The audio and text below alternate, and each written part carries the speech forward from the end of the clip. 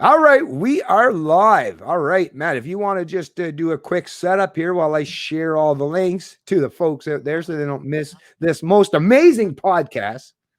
I know I'm a Yes, little a biased. very important one. I'm actually pretty excited for this one. I was up all last night putting together a compilation of clips, which I'm going to be premiering right now. If my father wants to go over to my YouTube channel that it's premiering on, we'll get that set up right now, and we'll start screen sharing that for you guys to see. So first here, we're going to watch this little compilation of clips that I put together. And then me and my father are going to commentary on this afterwards and segue into the podcast. And a lot of these clips, some of them my father hasn't seen himself yet. So it's exciting. We're all going to be watching this stuff in live time. And here we go. Whoa. Okay, wait a minute. That must be it right there. Okay, so we're going to, so I just paused it there right now because it shows it's premiering, or should I just let it play till it actually says? Wait a sec. No, 1 sec. Because I got to share this first. Okay, so let me put this share on the old As screen. you can see, the premiere music's playing. It's getting ready to drop, and it's just a compilation of clips I put together detailing you guys where I get this information. Clandestine operation.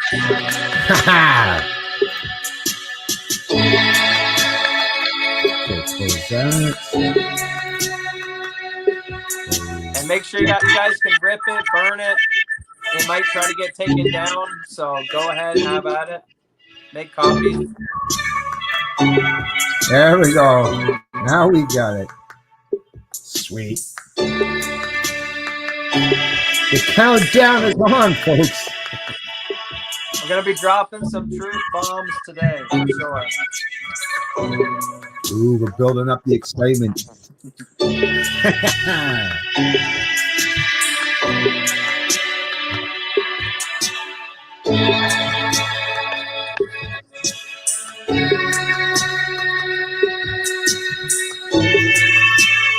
Now remember, folks, clandestine operations is just simply military operations run that the public is not aware of. This is the stuff that the public is out of the know. And we're going to be breaking it on the internet today, so it's finally in the public eye. It can give you guys an insight into how the intelligence community works, how a lot of these operations get run. So let's get right into it now. All right, here we go. And I will say, just based on what I've seen so far, this is interesting stuff. This is essentially a new American revolution. And anybody who wants this country to remain free needs to step up right now. These are federal felonies. Altering a vote or changing a ballot is a federal felony. People need to come forward now and get on the right side of this issue and report the fraud they know existed in Dominion voting systems, because that's what it was created to do. It was its sole original purpose. It has been used all over the world to defy the will of people who wanted freedom. Sitting at the outset of this broadcast, I said that this is the culmination of what has been over a 4-year effort to overthrow this president, to first deny his candidacy, the election, but then to overthrow his presidency. This looks like the effort to carry out an end game in the effort against him. Do you concur? Oh, absolutely. And it's been organized and conducted with the help of Silicon Valley people, the big tech companies, the social media companies, and even the media companies. And I'm going to release the Kraken. There has been great controversy, as well as you know, about reports of a raid on a company, Citel, in Germany, which held election data, presumably, and a raid that was carried out by U.S. forces, or so goes the report, although the forces themselves were not clearly identified, nor the event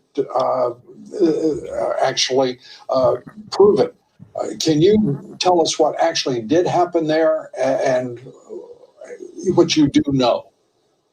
Well, I know that is one of the server centers. There's also one in Barcelona. So it is related to the entire Smartmatic Dominion software operation.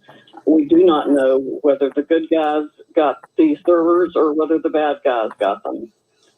Being on the outside of the government, we simply don't know. I'm hoping it's the good guys, and if they have that, then there should be scabs of evidence of, frankly, an international conspiracy, criminal conspiracy of the worst sort. And it's the presumption then that they had the records on those servers of all of the votes that were processed by Dominion or Smartmatic. Yes, the way it works, the votes can be changed either on the ground as they come in. People can watch the votes stream in live. For example, there was a Dominion employee high ranking at the Detroit Center the night of the election. He could have watched the votes come in live and manipulated them in that process. It could have run an automatic algorithm against all the votes, which we believe is what happened originally. And then the machines had to stop, and the counting had to stop in multiple places because President Trump's lead was so great at that point. They had to stop the vote counting and come in and backfill the votes they needed to change the result. And let me ask you as we wrap up here, what is the next steps for the legal team? And when do you believe you will be prepared to come forward? Our votes being held and processed, tabulated overseas. There was reports that there was a piece of hardware, possibly a server picked up in Germany. Is that true? And is it related to this? That is true. It is somehow related to this, but I do not know whether good guys got it or bad guys got So it. we don't know who picked it up. The servers at Seidel in Germany were confiscated the other day. I am hearing it was our forces that got those servers. So I think the government is now working on an investigation of what really happened. But we're getting in evidence also that there were lines into the servers from 4 foreign countries, all extremely adverse to the interests of the United States. You mentioned briefly the whistleblower. There is a whistleblower. Remember, whistleblowers who are against President Trump are hailed as heroes and deified. What can you tell us about this individual? The one who gave the affidavit? Yes. He was a high-ranking military officer. He was very close to Hugo Chavez. And he is just absolutely disgusted with what he's seen and was participating in when he was with Mr. Chavez. He saw how it all worked. He was at meetings where it was fully briefed. And he wants this country to not fall prey to the same corruption and tactics that were used in Venezuela. And I'm sorry, is he an American military officer or a Venezuelan military officer? He was a Venezuelan military officer. He lives in this country now. All right. And you mentioned the CIA today. I heard you during a radio appearance. You want the CIA director fired. It seemed a little bit off topic and off message, but what's the tie-in, if you don't mind? The tie-in is that there's no way these programs could have been run around the world to affect elections without the CIA. We also have had people disclose to us the whole Humor program that was created for the CIA and Scorecard, which is essentially the same thing. It seems like every country has used something like this to do what it wants to do. Supposedly ours was invented to influence foreign elections, but that too could have been turned on this election. It's all part of the same part and parcel of government interference in elections to make choices against the will of the people. And the will of the people in this country was that Donald Trump win in a landslide.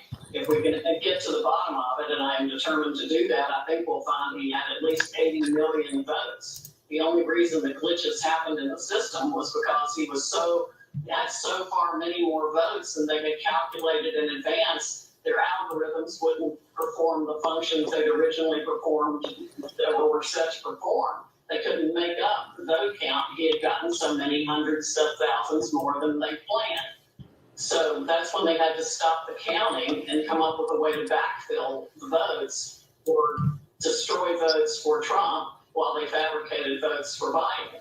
Sidney Powell, who is a former federal prosecutor, by the way, spent 10 years working for the federal government. Good luck. And by the way, very quickly, you have evidence. It's coming in fast. There is a reason for not making it public. correct? I mean, you're going to have a hostile media picking it apart, You constantly think? trying to destroy your case before you can even make it. Is that part of your thinking? Very briefly, if you don't mind. Well, not really. It's a matter of collecting it in the right form and format to be admissible. And we have witnesses that are scared. We have witnesses that are afraid for their lives, afraid for their family. Back in Venezuela, there are all kinds of concerns. People have been threatened, and And welcome back, my friends. We're honored to be joined by retired Air Force Lieutenant General Thomas McInerney. Sir?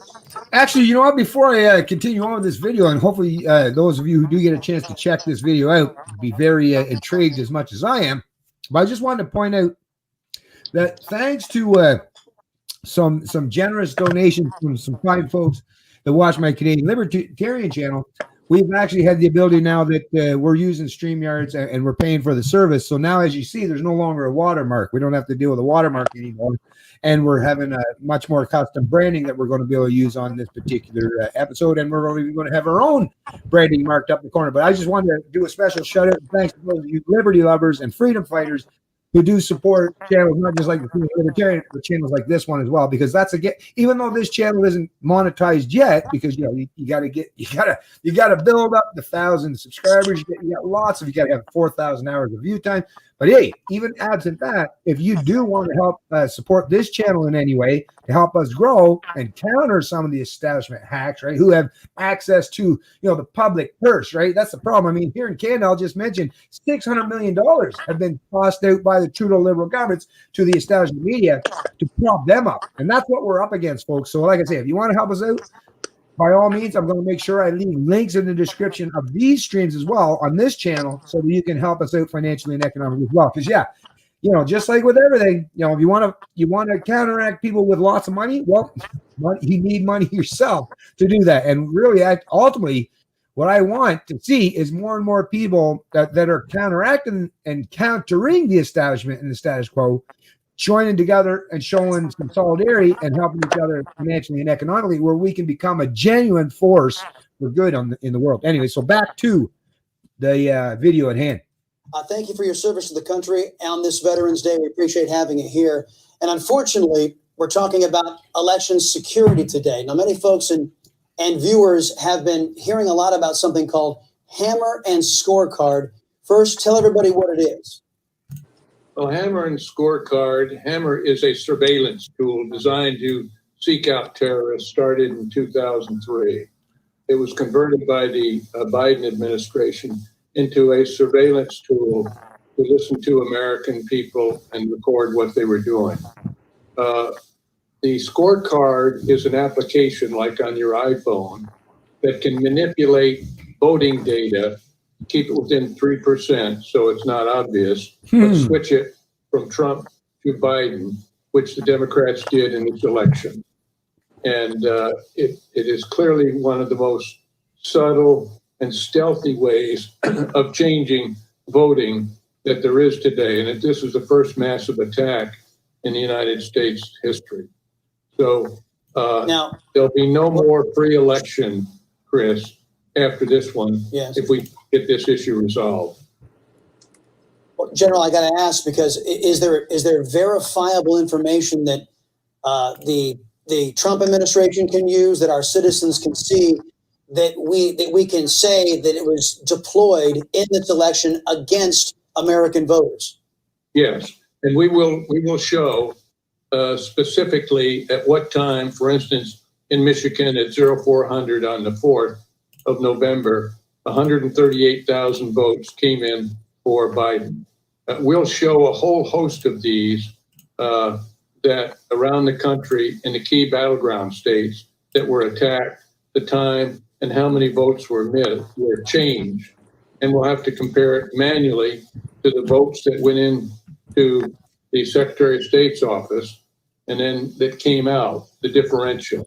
Because people they all realize, I think, that the voting machines are not hooked up to the internet. There are some in Texas that are, but in general they are. They're bundled, go up to the state Secretary of State, and there at certain points, they're shifted onto the internet and distributed. And that's where Hammer is put in and they put the scorecard application on it and manufacture a different vote total, in this particular case, in favor of Biden. This has to be proved because it'll have to go to a court of law. Mm-hmm. In general, of course, this all begs the question now, if this is going to be demonstrated and shown, who has the sophistication and the technology advanced enough to pull something like this off? Who did, if this did happen, who did it to us? Well, I don't know who specifically did it to us, but the fact is, and I'm just starting to hear that the Russians and the Chinese were playing with us as well. And so I can't give you the names. I can tell you that Jim Clapper and John Brennan, the former DNI and former director of the CIA, were involved with the program. 2 weeks after President Obama came in, they shifted it over to a separate CIA facility and went and started listening to U.S. So the people I don't know exactly, but it benefited the Democratic Party. So obviously they were involved with it to shift the voting. And the reason that's important and a great question, Chris, is because you've got to look at the whole Pause there for a minute, Dad. That we're involved with. Here you had. Okay. Let me highlight what he just said there. So how the CIA works is they are responsible for studying threats abroad, right? FBI is domestic, CIA is international and foreign, right? So the CIA is bound by the Constitution to not try to spy on its own domestic population. They're supposed to be worrying about international stuff, right? And this is what Edward Snowden bust, and this is what all the WikiLeaks was, that, wow, our own government is spying on us, which is wrong. So what the governments have done to get smart is they realize that, hey, if I tell Germany, you spy on us, we'll spy on you, and it's illegal for us to spy on our domestic populations, but we'll share data with each other. So what the general has just said is under Clapper and Brennan, they took these programs to spy on the domestic populations, which was wrong, and instead they set up a CIA location in Germany where these servers were, and the CIA cooperates with the German CIA, and they allow each other to set up servers or have domestic CIA agents in their own countries and vice versa, as a way so they can spy on each other and share that data and get around the laws of not being able to spy domestically. It's, well, I'm spying on the Germans. We have to, right? It's our enemy. We better keep an eye on them. The Germans are like, well, we got to spy on the Americans the same way, right? And then they just, behind closed doors, they actually cooperate and share a lot of data. So let's continue on. This is the general speaking here who is breaking it down. Okay. Vice President Biden had a record number of votes, larger than Barack Obama. Now, for a person that didn't do any campaigning and the largest crowd he had. Yeah, first of all, I just have to point that out myself. Like, holy fuck, I get the whole Trump derangement syndrome thing, right? I totally get it. But come on. You know yourself. Once again, just use common realities that we all know, right? What gets people, ambition up? Like, even we all know, even many Republicans, hell, libertarians, right? People, the side of the majority, a lot of them chose to show up to vote for Barack Obama because of the fact that he seemed to represent a challenge to the status quo. He was a black man first and foremost, right? So he already had the fact that he didn't look optically like the establishment, right? So he had that going for him. He was very articulate. You got to give the man, he's got some skills, right? Obama has some mad skills in terms of being able to sell a narrative, right? And he comes across typically as someone that's genuine. And that was something, and you've seen what happened. And like I say, even libertarians and Republicans said, you know what? I'm going to give this man a chance. Actually, which tells you this narrative that U.S. is a bunch of racist fucks. Well, I mean, that completely destroys that narrative entirely. And all of the established media accepted and owned up to the fact that a substantial portion of the American population that would typically be opponents of the Democrats chose to vote up or show up in droves to vote for Barack Obama because they recognized that he represented what they thought at the time was genuine change, because that's what the American people want at the end of the day. Whether you come from the right or left or anywhere in between, they're sick of the status quo and the establishment. So they were willing to support Barack Obama. And like I say, the turnout was massive. It was huge. We've seen all the pictures. We've seen the data, statistics, and numbers, right? It was huge. But to suggest nowadays that just by sheer fact that some people have Trump derangement syndrome, now all of a sudden just magically, and Trump actually has been doing, if you compare it against anyone else in the past, right? Compare apples to apples, Trump was doing an actually really good job in terms of, putting the American economy and society back on its proper footing, right? At least trying in some way.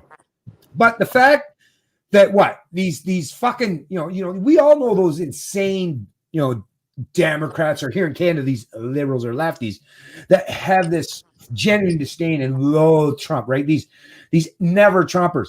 But do they really represent the numbers who showed up, like I say, in droves to vote for fucking Biden and Harris? I mean, I know black people myself, Canadian and American, they're like, fuck that Harris bitch. Listen, all she was she's the one that's completely responsible in many ways for putting a lot of us black men in jail, locking us up behind bars for stupid fucking shit all the time, right? But to suggest or pretend, that's the thing.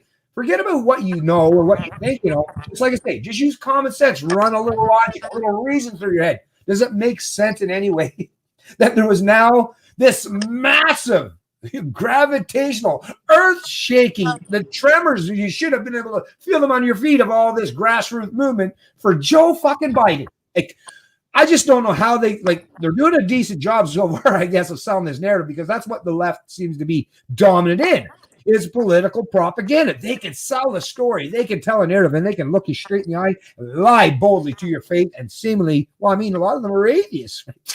You don't give a fuck. Who's going to punish them for lying? They don't believe in God, right?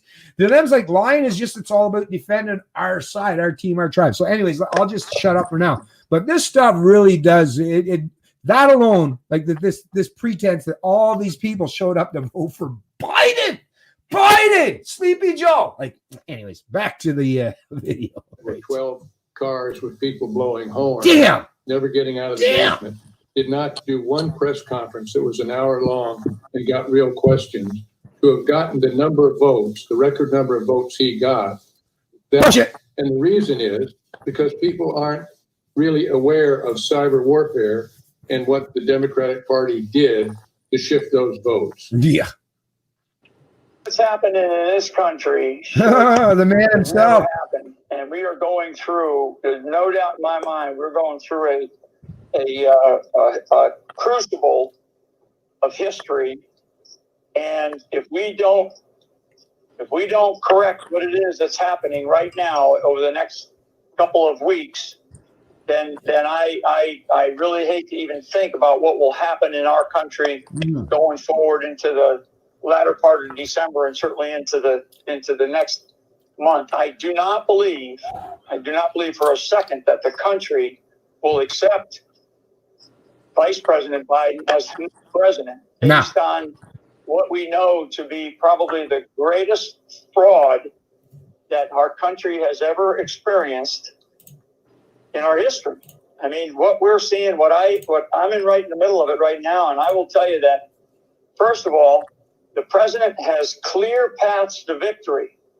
They have clear paths to victory, and they actually don't require a lot of courtroom action. What they require is they require a lot of honesty out of elected officials, and frankly, a lot of Americans who are coming forward and telling us requires patriots saying "fuck you." Hundreds and hundreds of Americans around the country in different states, not just the swing states, but many other states that are coming forward with their stories and putting them down on affidavits as witnesses. We had probably 10 or 12 affidavits come in from one particular state today, and because there's been a number of threats to people, these particular patriots, they sent their photos in with their affidavits and said, "Put mine up at the top of the list because I want people to know that I'm not going to be afraid of these people that are threatening our country and our way of life." And so I say all that, and on one hand, and the other hand, as I just described, we have clear. 1 sec, Matt. I got to check something that might be at the door. A package might have just got delivered. Hold on. He's going to win. Keep going, though. Keep going. He's going to win, Georgia. Oh, Something happened. Something happened. I think you might have paused it. Well, until he gets back, I guess I'll fill in the airtime. So as you can see, we have Lieutenant General Michael. Sorry, man. Well, I'm back. There's a lot of things happening. Sorry, I forgot. If I take myself out of the stream by removing myself, it also removes my audio. So I have to keep myself playing. So even though I'll be out of my chair, I'll be right back. All right, no problem. I'll entertain for now. And it's all to me, it's all positive. I was asked today on a scale of 1 to 10 who will be the next president, and I said 10. It'll be Donald Trump. It'll be president. There's no doubt in my mind that he won this election hands down in a landslide. Probably somewhere between 350, 400 electoral college votes. What we have seen is over, and I know this, I mean, over the last probably 2 decades and probably longer, I could, give you a little bit of a history lesson in that, but I won't. But over the last couple of decades, what we have seen is a complete shift in how fast I believe that Communist China, in their long-term plan, decided that to sort of move up their plans to become the global superpower, sole global superpower on the planet. And their sort of plan was by about the middle of this century that we're in right now. And I believe during the last 2016 election, when they didn't get the candidate that they needed and the kind of ideology that they saw America moving towards, they were not going to allow 2020 to happen. And so now what we have is this theft with mail-in ballots, the theft with this software, Smartmatic software, and these Dominion systems. I mean, these are systems that are not owned by this country. They're not owned by this country. They're owned by other. They were introduced into this country. I mean, how can we say, as the United States of America, how can we say that we accept a system that is not made in this country, and not even, and in many cases, the ballots aren't even tallied in this country? How can we say that here in this country, that we accept that? The one thing, and for you all and for all your listeners, the one most precious thing that makes me the same as the wealthiest guy or gal on the planet, or the poorest person in America, what makes us equal? What makes us equal is when we go in over to vote. My vote matters the same as the guy who's the richest guy, in America. It matters the exact same. That's where we are equal, and that's why this has to be fair and free. And it was not. And we probably, in fact, we know we have evidence of previous elections where this happened as well, but we're now focused on this one. And I'm going to tell you, we're not in this to lose. We are not in this to lose these battles. We're in this to win these battles. And I believe we're going. I believe we're going to win. And I'm confident we are, because we have the right people. We have the right plan and strategy. And, it's a little bit of direct and a little bit of indirect that we're taking. And people are talking all the time to each other. So I'm anxious, and you probably hear it in my voice, and I'm a little anxious because I just cannot believe the media and the censorship that is going on. I mean, just look at what they do to the president of the United States. And let me just say, folks, whether you believe Michael Flynn here at all, fuck all that shit. You can call him whatever you want. You can say, I don't believe this guy, blah, blah.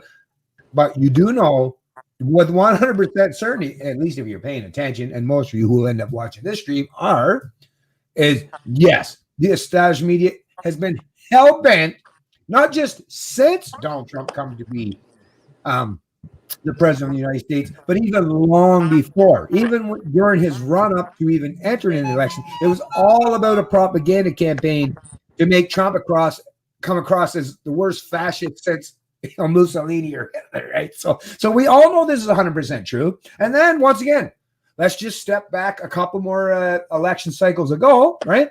And once again, as much as I have tremendous respect for the fact that the people, believed in the rhetoric and what Barack Obama espoused and the rhetoric that he promoted and put out there and supported him. But guess what? There was also something else that took place during his 2 presidential runs, 2008, 2012. And I'm sure those of us, especially if you're libertarian, right? And if you're watching this channel, there's a pretty good chance you are, is who else was represented in the election during those 2 election cycles that challenged the status quo? And we actually watched all of this with our own fucking eyes and heard it with our own ears, right? Now the media, the CNN, actually the reason why I don't ever watch cable, the reason why I canceled my cable television, the reason why I haven't watched CNN in years, other than little clips on YouTube, right, and stuff like that, or some of these other establishment hacks, is because I watched with my own eyes. I seen it unfold with reality. So you can't fucking gaslight me. You can't pretend. And I actually have all this stuff backed up with evidence on video form and all kinds of articles and stuff. We watched what they did to Ron Paul. Remember Ron Paul? Yeah, you remember Ron Paul. You remember how the establishment hacks in the media treated Ron Paul for even daring to step outside the bounds and challenge that status quo, right? And Ron Paul was a 70-something-year-old man. He's a libertarian. He's a doctor, right? This is someone, and I mean, he was very endearing, very sensible in his talk, and very peaceful in his anecdotal evidence in terms of what you should do and what liberty entails. That philosophy is so entrenched in that man's mind. That's the thing. And it resonated with so many people. Matter of fact, a lot of people that call themselves libertarians today, including myself, got this way because of that man and the beautiful things that he had to say, and how we can, no matter how many times you tested it and bounced his narratives off, it's like, yeah, this shit is real. This is legit. This man is speaking honestly. And it was so nice. It resonated with so many people because it was the first time in a long time that people were like, we have some actual fucking politician, which I didn't think existed, that I could actually be honest to the people. But they call him Dr. No for a reason. The fact that he spent decades in office, literally never supporting any government program, right? Basically, that's the thing. But the fact that we know that actually happened is just one more layer of credibility, which is why I'm not willing to reject what this man is saying. Not for a minute, not even slightly. Why? Because I know the history. So it's not that I have to necessarily trust Michael Flynn. I don't know the man from a hole in the ground. Matter of fact, I haven't spent a whole lot of time learning about who he is as a person. But like I say, there's all kinds of other evidence, all kinds of anecdotal evidence that surrounded me over the course of the years and the course of the recent decade that tells me that don't fucking deny what this man is saying outright. And if you do, well, you're going to harm yourself and the rest of the people. And not just in America, folks, because if America falls, the rest of the world ain't far behind. Trust me. Let me add a point to it. I'll tell you why. I'll tell you why it doesn't matter if what he's saying is true or not. And the Young Turks will say Michael Flynn's a conspiracy theorist. And here's my message to those people. They're a bunch of dipshit. No, but here's why it doesn't matter. Michael Flynn believes it. So whether it's true or not, Michael Flynn believes it's not. And look at that man's chest right now. You don't get that many medals on your chest without willing to do things that require testing of your resolve. You don't get to be generals unless you're willing to put yourself in the line of fire. So when I see Young Turks say Michael Flynn's a conspiracy theorist, don't care what these guys say or what all these other generals, as I'm detailing in this mini documentary of clips today, these guys believe it. So forget whether it's true or not. I think it's true. I tend to believe what they're saying is true. Well, no matter what they say, anyways, even if they call him a deep state operative, actually, you're just giving him more credibility because it's someone that should know what he's talking about, right? Yeah, but think about it, though. If you have a bunch of, as you see in these videos, Sidney Powell, a bunch of these high-end generals, a bunch of these army men, and they believe that the president had the election stolen from them, I'm telling this is a warning, not from me. This is a warning from these generals. The left better stand down because these are the type of men that if you piss off and they truly believe in their hearts that you stole the election from them, they will go to war. This is not me saying it. This is these guys saying it. So I'm telling you, we've entered the Rubicon of when things are going to get serious. Like Michael Flynn said. Michael Flynn said, "I am scared where the country will go if things don't sort themselves out in 2 weeks." That's him saying. Mike. Yep. No, but I'm serious. Like, I'm at the point, and I think a lot of us are at this point. I'm not scared about anything anymore. Like I say, I've lived long enough, and I've experienced enough of the goddamn bullshit. I'm pretty much like most of the freedom fighters and liberty lovers these days. is I'm going to be just as opportunistic as any other fucking human on the planet. Why? Because I'm not waiting for someone to kick my fucking ass or knock me down to the point where I can't get back up again. Never going to happen. So I don't even need Michael Flynn. I don't need anyone else to tell me that I'm prepared because I know what's coming. And that's I don't have to believe in any conspiracy theories. I'm just saying. I'm on heightened alert, right? Just like an animal in nature. When they're on heightened alert, they're ready to attack at a moment's notice. So don't think that you're going to get the sneak. That's the thing. There's no longer the sneak approach, right? You're not going to creep up to me from behind and shank me in the back because I'm already expecting. And that's one thing the liberty movement, like, even though there's lots of fighting and bickering amongst everyone, at the very least, one thing I can say about everyone, even people on differing sides and perspectives, is everyone's heightened alert readiness, right? So we're all ready to pounce the minute the attack starts. So, like I say, when you wonder how close are we to a civil war, well, it'll hit you so fucking hard. Yeah, shit, that came quick. And yeah, so you better be damn well prepared, just in case that is what eventually does happen, folks. Anyways, back to the video at hand once again. Sorry for the interruption, folks, but this stuff is important. America, look at what Twitter is doing to the President of the United States of America. In Pennsylvania the other day, and if anybody had a chance to watch it, I mean, it was an extraordinary hearing with politicians from Pennsylvania, senators on a panel, and the one senator that ran the panel for the state of Pennsylvania that listened to the hearing, listened to a bunch of witnesses, listened to Rudy, listened to Jen Ellis and others on their team. The individual that ran it was a retired military colonel, and he's now a state senator in Pennsylvania. And he gave, at the very end of it, he gave a really good short summary speech. And it was heartwarming because it was sort of a mom and apple pie that, hey, we can't allow this to happen in our country. We cannot, portray ourselves to the world as a third world nation. It was a really, really good, closing speech. And what did Twitter do? Twitter took him offline immediately. They fuck you, Jack. Removed his, you little bitch. His Twitter account, so people couldn't follow this. States. You mentioned and you used the word coup. You mentioned we never again should allow this to happen to the American people. You used the word uprooted, undercut, usurped, or held hostage by a coup against our nation. Would you care to expand upon the word coup? Because I know General McInerney has used the word over and over, coup d'etat. Coup d'etat. I know you're not a man given to hyperbole, so I know that word did not make that into your statement you released for no reason. Would you care to expand upon the use of that word? Sure. I mean, I think what we experienced over the last 4 years, and certainly in the late 2016, very late 2016 and early 2017 period, was a very strong effort. By the way, folks, all these video links will be placed in the description of this stream. Really try to remove Donald Trump by just political pressure, by technology pressure, by financial pressure. Early on in his tenure, maybe to get him to just say, you know what, I'm not gonna, I don't need this. I'm not gonna put up with it, and walk away. I think that there was some sentiment. In fact, I know there was some sentiment that maybe he'll just, he's a guy from New York. He's never not a politician. He'll just say, you know what, I don't need this stuff. I got better things to do, and leave. And thank God that he didn't. And that then lasted. When he didn't, that then continued. That effort continued to go after him in any way possible to remove him through some means, whether it was the fake Russiagate, Spygate, or whether it was the fake impeachment, or some of the other the kind of stuff that we're seeing with this COVID situation that we're having to deal with now.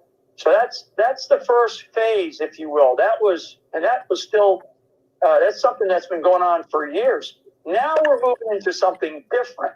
So and not different in terms of it. This is still a coup in progress, but now it's a little bit different. And it's actually sort of they upped their game when they lost in 2016. I think that there was a decision, and I believe this, but there was some type of decision to say we're not going to allow this to happen again. I mean, all you got to do is go back and listen to some of the comments this past summer from some of the senior people that were that are part of this Democratic Party, right? I mean, Hillary Clinton, one being, I think it was back in July or certainly mid-summer time frame, where she said, no matter what, Joe Biden should not concede. What are we talking about there? I mean, why would she say that in the middle of the summer, 3, maybe 4 months before an election? So one of the things that I do know from my experience, in the military and in different places around the world is when your enemy tells you that they're. Can I just answer that question real quick? Because she's a bitter bitch. She's a bitter bitch that lost because she thought it was her turn. She had such a sense of entitlement that it was just her turn. And how dare the American people, how dare the deplorables deny her right to rule. And like I say, the old expression, folks, I don't try to make this into a sex thing, definitely, because I'm not all about dividing the sexes. But there's an old expression that resonates with a lot of people, and for good reason. Hell hath no fury like a woman scorned. Right? Hey, I'll just add one thing to that before you continue. So, as to the coup thing, so you have a general here, General Michael Flynn, who believes that there's a coup going on against the president. You have other generals, as you detailed in this video, as I'm showing, that are believing there's a coup going on. So what happens, studying history, studying how military and governments work, what happens in coups? Either two things happen. The military commits the coup, or the military is sent in to restore order because the government's trying to commit the coup. But usually those are what happens, right? We've seen it with Venezuela. We've seen it with these other countries, even in Egypt and everything, and, and uprisings and stuff like that. When there's sometimes the military comes in to quell the order.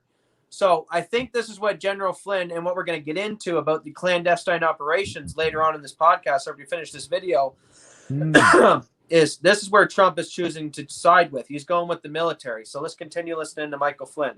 And that definitely speaks a lot. And the fact that he's been constantly proponent law and enforcement and that's the thing. Once you garner these people that are on your side that are consider themselves patriots, like I say, listen, folks, there's a lot more to this story than most of us even understand. And yeah, it's definitely not over, and it won't even be over come January 20th.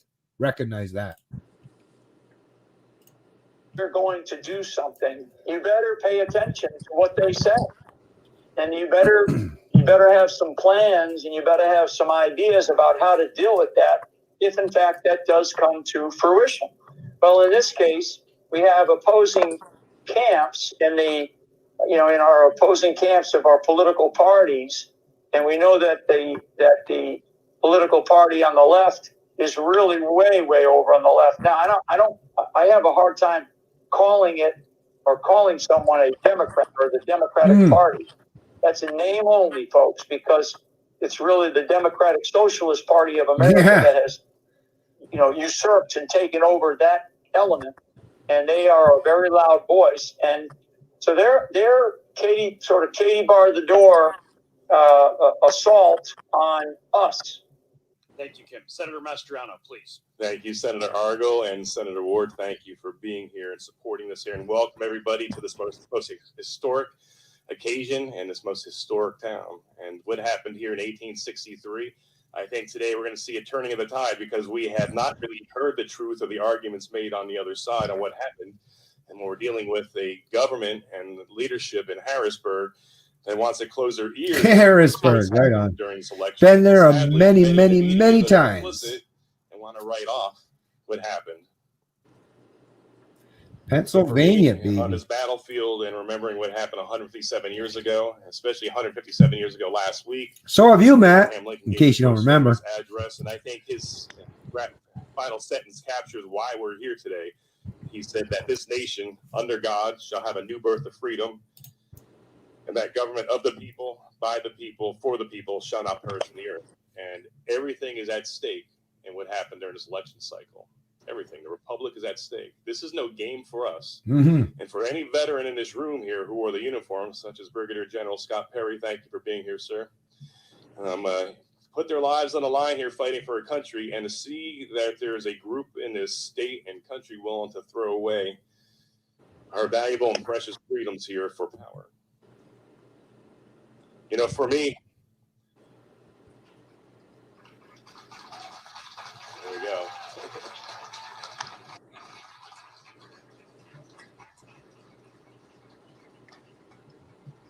And Mr. Mayor, it's going to be a fantastic hearing today.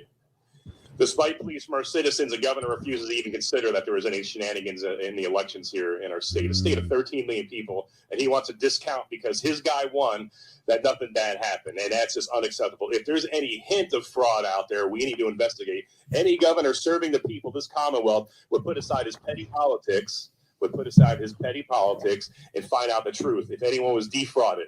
And at this point here, he's unwilling to do that. Let me point out some hard facts here. We are in Adams Cap. Let me just say, I just want to say something because I haven't heard not one person actually say this. So I've got to put this on record right here in this fucking stream. Even if it wasn't done through election fraud, like actual full-on gerrymandering or rigging of the election, I'm going to give people that are, completely against this whole, like what they deem as conspiracy in terms of the election rigging, right? So let's just give you the benefit of the doubt. This is what I'm going to do right now for all of these lefties or fence sitters or anyone that's trying to suggest there was no election and say, hey, the people chose. Well, listen, this is the thing. Does voting give you the ability to literally decide everything? Right? Do you literally, that's the thing. The Constitution was originally set up that you can decide that you can turn freedom into slavery, right? Was there anything on the ballot or anything that the founding fathers set up during the entire founding of the Constitution, even during the entire writing of all the Federalist Papers, all that? Was there anything ever written in there that you could completely circumvent, upend, and completely deny the American Republic and what it's supposed to stand for? No. So even if, let's just give the fucking dipshits a little benefit of the doubt, even though they don't deserve it, but let's say the majority of the American people, by way of trickery, media manipulation, propaganda, and all this shit, let's say they convinced enough of the people, the majority of the masses of the American citizenry, to vote to eliminate the American project or experiment and turn it into a now new quasi-socialist state. Is that even legitimate? Even if they genuinely, even if the majority, right? That's the thing, folks. Does anyone have, that's the thing. You have to draw a line in the sand somewhere. Are you willing to allow people to vote, right, on certain things? That's why, like I say, hashtag taxation is fast.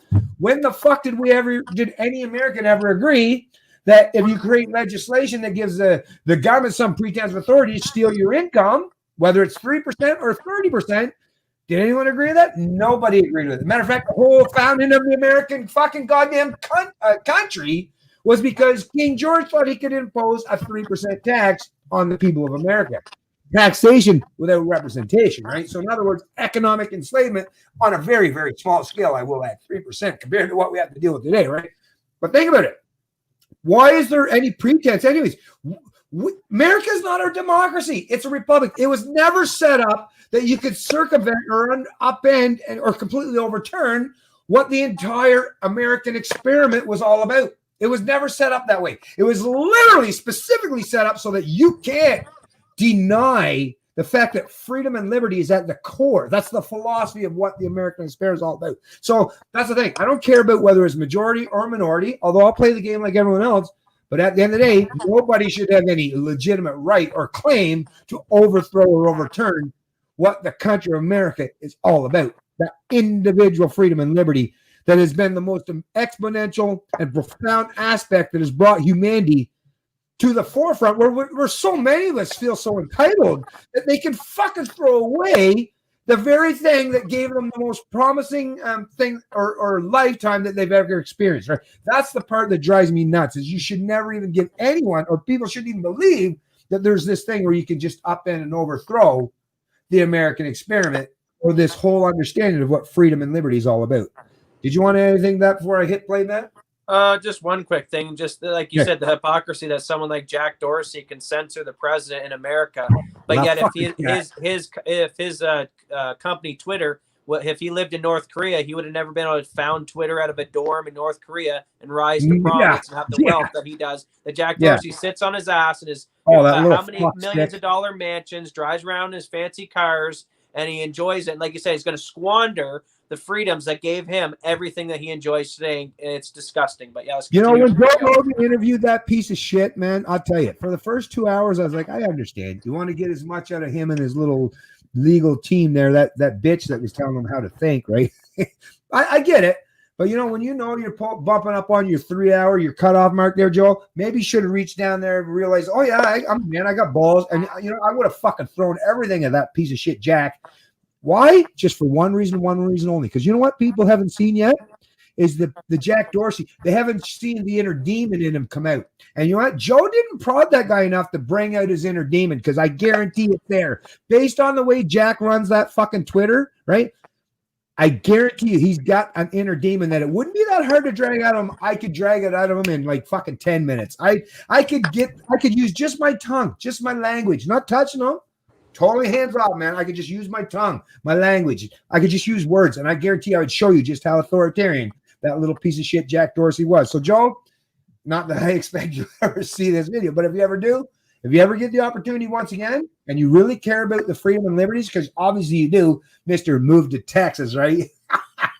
If that don't speak volumes, I don't know what does, right? So Joe can try to placate and pretend that he throws out favors to the progressives, but at the end of the day, where's he living now, right? So Joe definitely respects liberty, and even so do most of these so-called progressives. At the end of the day, if the cards actually fall, trust me, they're the ones that are like, I don't want to live in this socialist shithole, even though I pretended I promote it, but I realize I'm not going to benefit from it. But like I say, somebody has to hold these social media execs to account, and the next person that gets the opportunity to interview them, at the very least, hold their feet to the fire to the point, at least enough where you can see like a little bit of their actual, let's get some, you know, some things that we can analyze psychologically afterwards, because I guarantee there's all kinds of demons hiding or skeletons within Jack Dorsey's closet. Okay, back to the video at hand, folks. Sorry about that, but I just, like I say, this stuff, I get animated, man. I'm an animated person when I hear this kind of stuff. John Adams, who famously said, facts are stubborn things. Mm-hmm. Let me lay out several of these inconvenient truths. And his staff have been enormously helpful today. It really goes without saying, we would not be here without Doug Mastriano. And so I'm going to give him the last word, because I know even if I didn't, he'll take it anyway. He deserves to have it. Doug. I love you, Senator Argyle. Thank you for being willing to use your committee to do this hearing. So we pulled the trigger yesterday morning around 9 a.m. and look what happened here. And as Jesus said, you shall know the truth, and the truth shall set you free. Guess what? The truth's out there. Media, you should have found these witnesses. You need to do your job. Now you see them out here. Do your job. Be nice. You're essential to this republic, and without you doing your job, instead of being partisan hacks, this republic can't stand. So now you got some information, you got some witnesses with courage. These people are heroes to me. As a retired Army colonel, I look at them and I say, you guys are outstanding. Thanks for being willing to step up. Because I am cognizant that the so-called tolerant people on the left will not show much love or tolerance to people they disagree with. No. So thank you for standing, because you're warriors, being able to stand for and save this republic. So thank you for going forward here. I mean, indeed, I started this off quoting from John Adams. We are in Adams County. Facts are stubborn things. There's a lot of hard facts out there, and guess what? As history and change in 1863 in Gettysburg, back then it's July 1st, 2nd, and 3rd. So on this, you've been there too, Matt. By the way, Gettysburg a few times. Gettysburg once again. It's a really important place historically, actually, in Pennsylvania. A lot of history there. I mean, I don't even know how this happened in America. We can send 50 years ago, men to the moon, but we can't have a safe, secure election in Philadelphia and Pennsylvania. What's going on here? It's got to be by design, because we have the technology, we have stealth aircraft that are the envy of the world, but we can't run an election better than Afghanistan. Congressman Perry, you and I are in Afghanistan, And I don't know how in the heck Afghanistan has more secure, safe elections than Pennsylvania does. I mean, beam me up, Scotty. There's no sign of intelligent life anywhere. Really? We moved heaven and earth with American dollars to secure elections in Iraq and Afghanistan and elsewhere. We can't do it in our own state. It's by design. There's people in Pennsylvania not interested in safe, secure elections. And we have to correct this. There's two things that need to happen. First off, we need to make sure that the real winner is sent forth from this presidential election. And number two,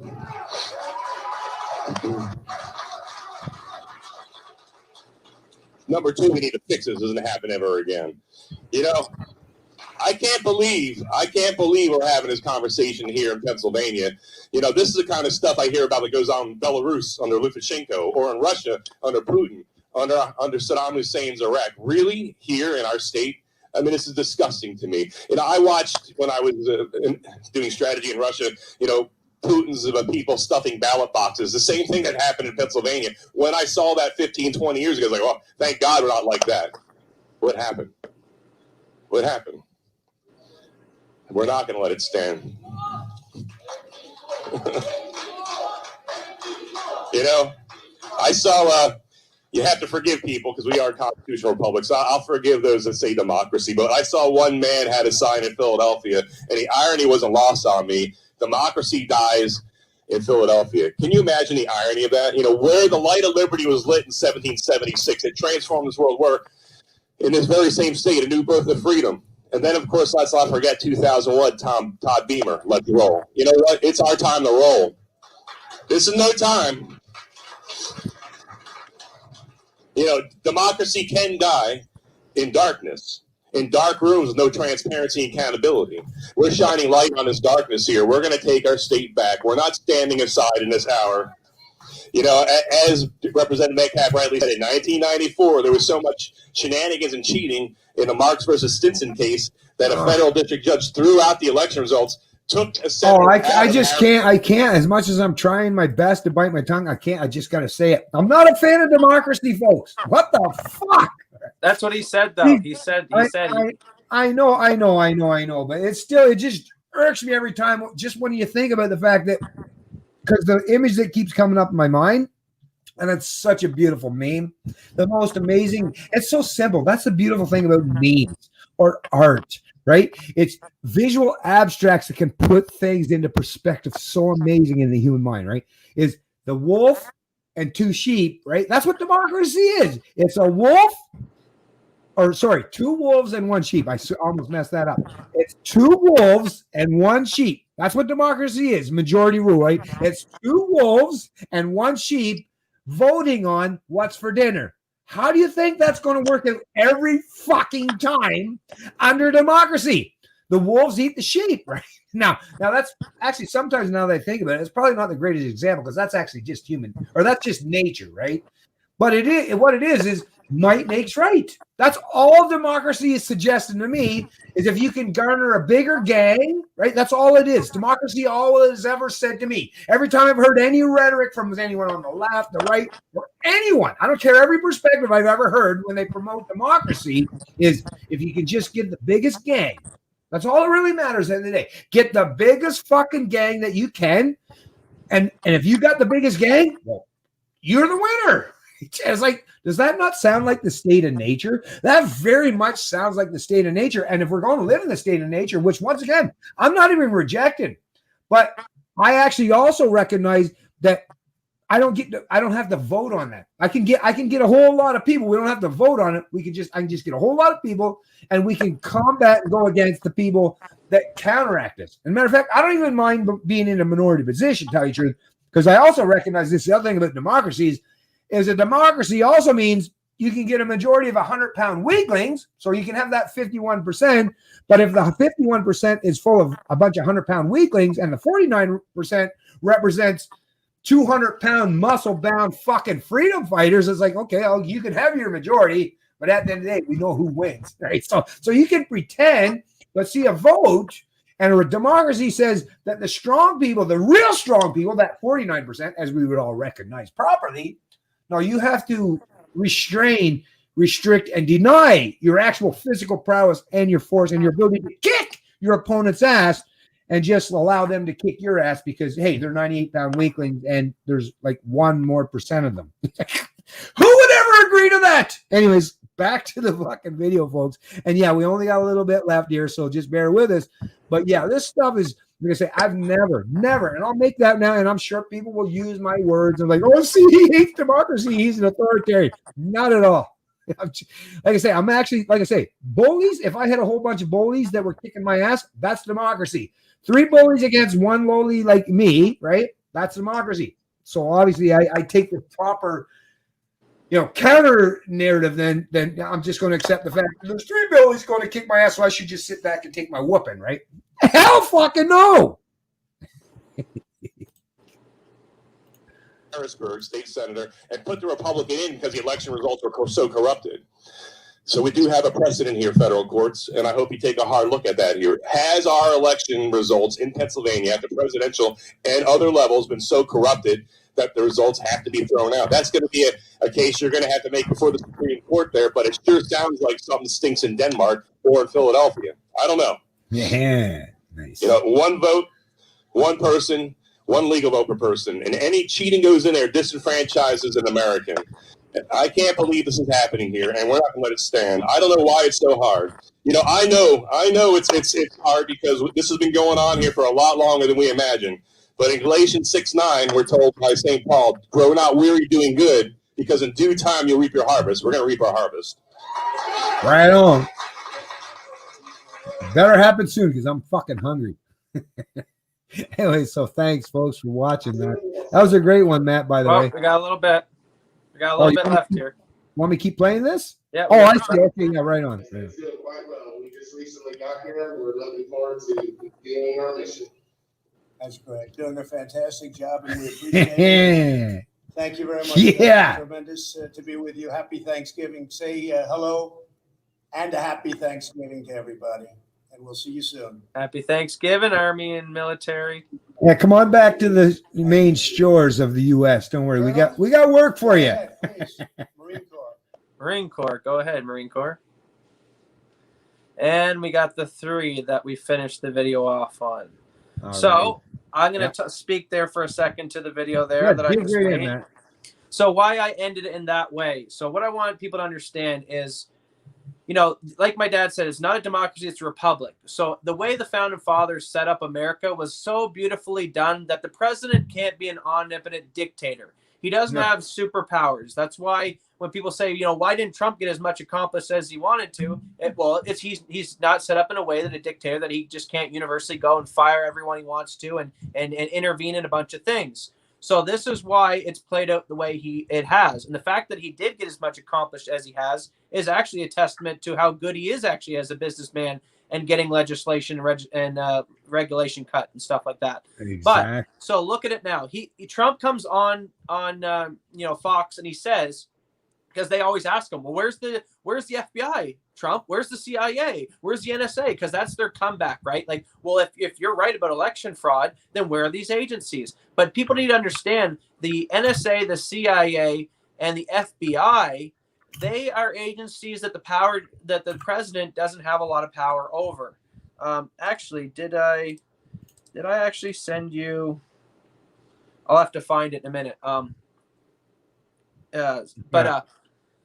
I think maybe it was at the end of the video. Did we finish the video right to the end? Yeah, I went right to the end. Okay, then I'll find the photos for you in a second here then. YouTube. But what I'm getting at is, so these 3 agencies, the NSA, the FBI, and the CIA, he doesn't have total control over, right?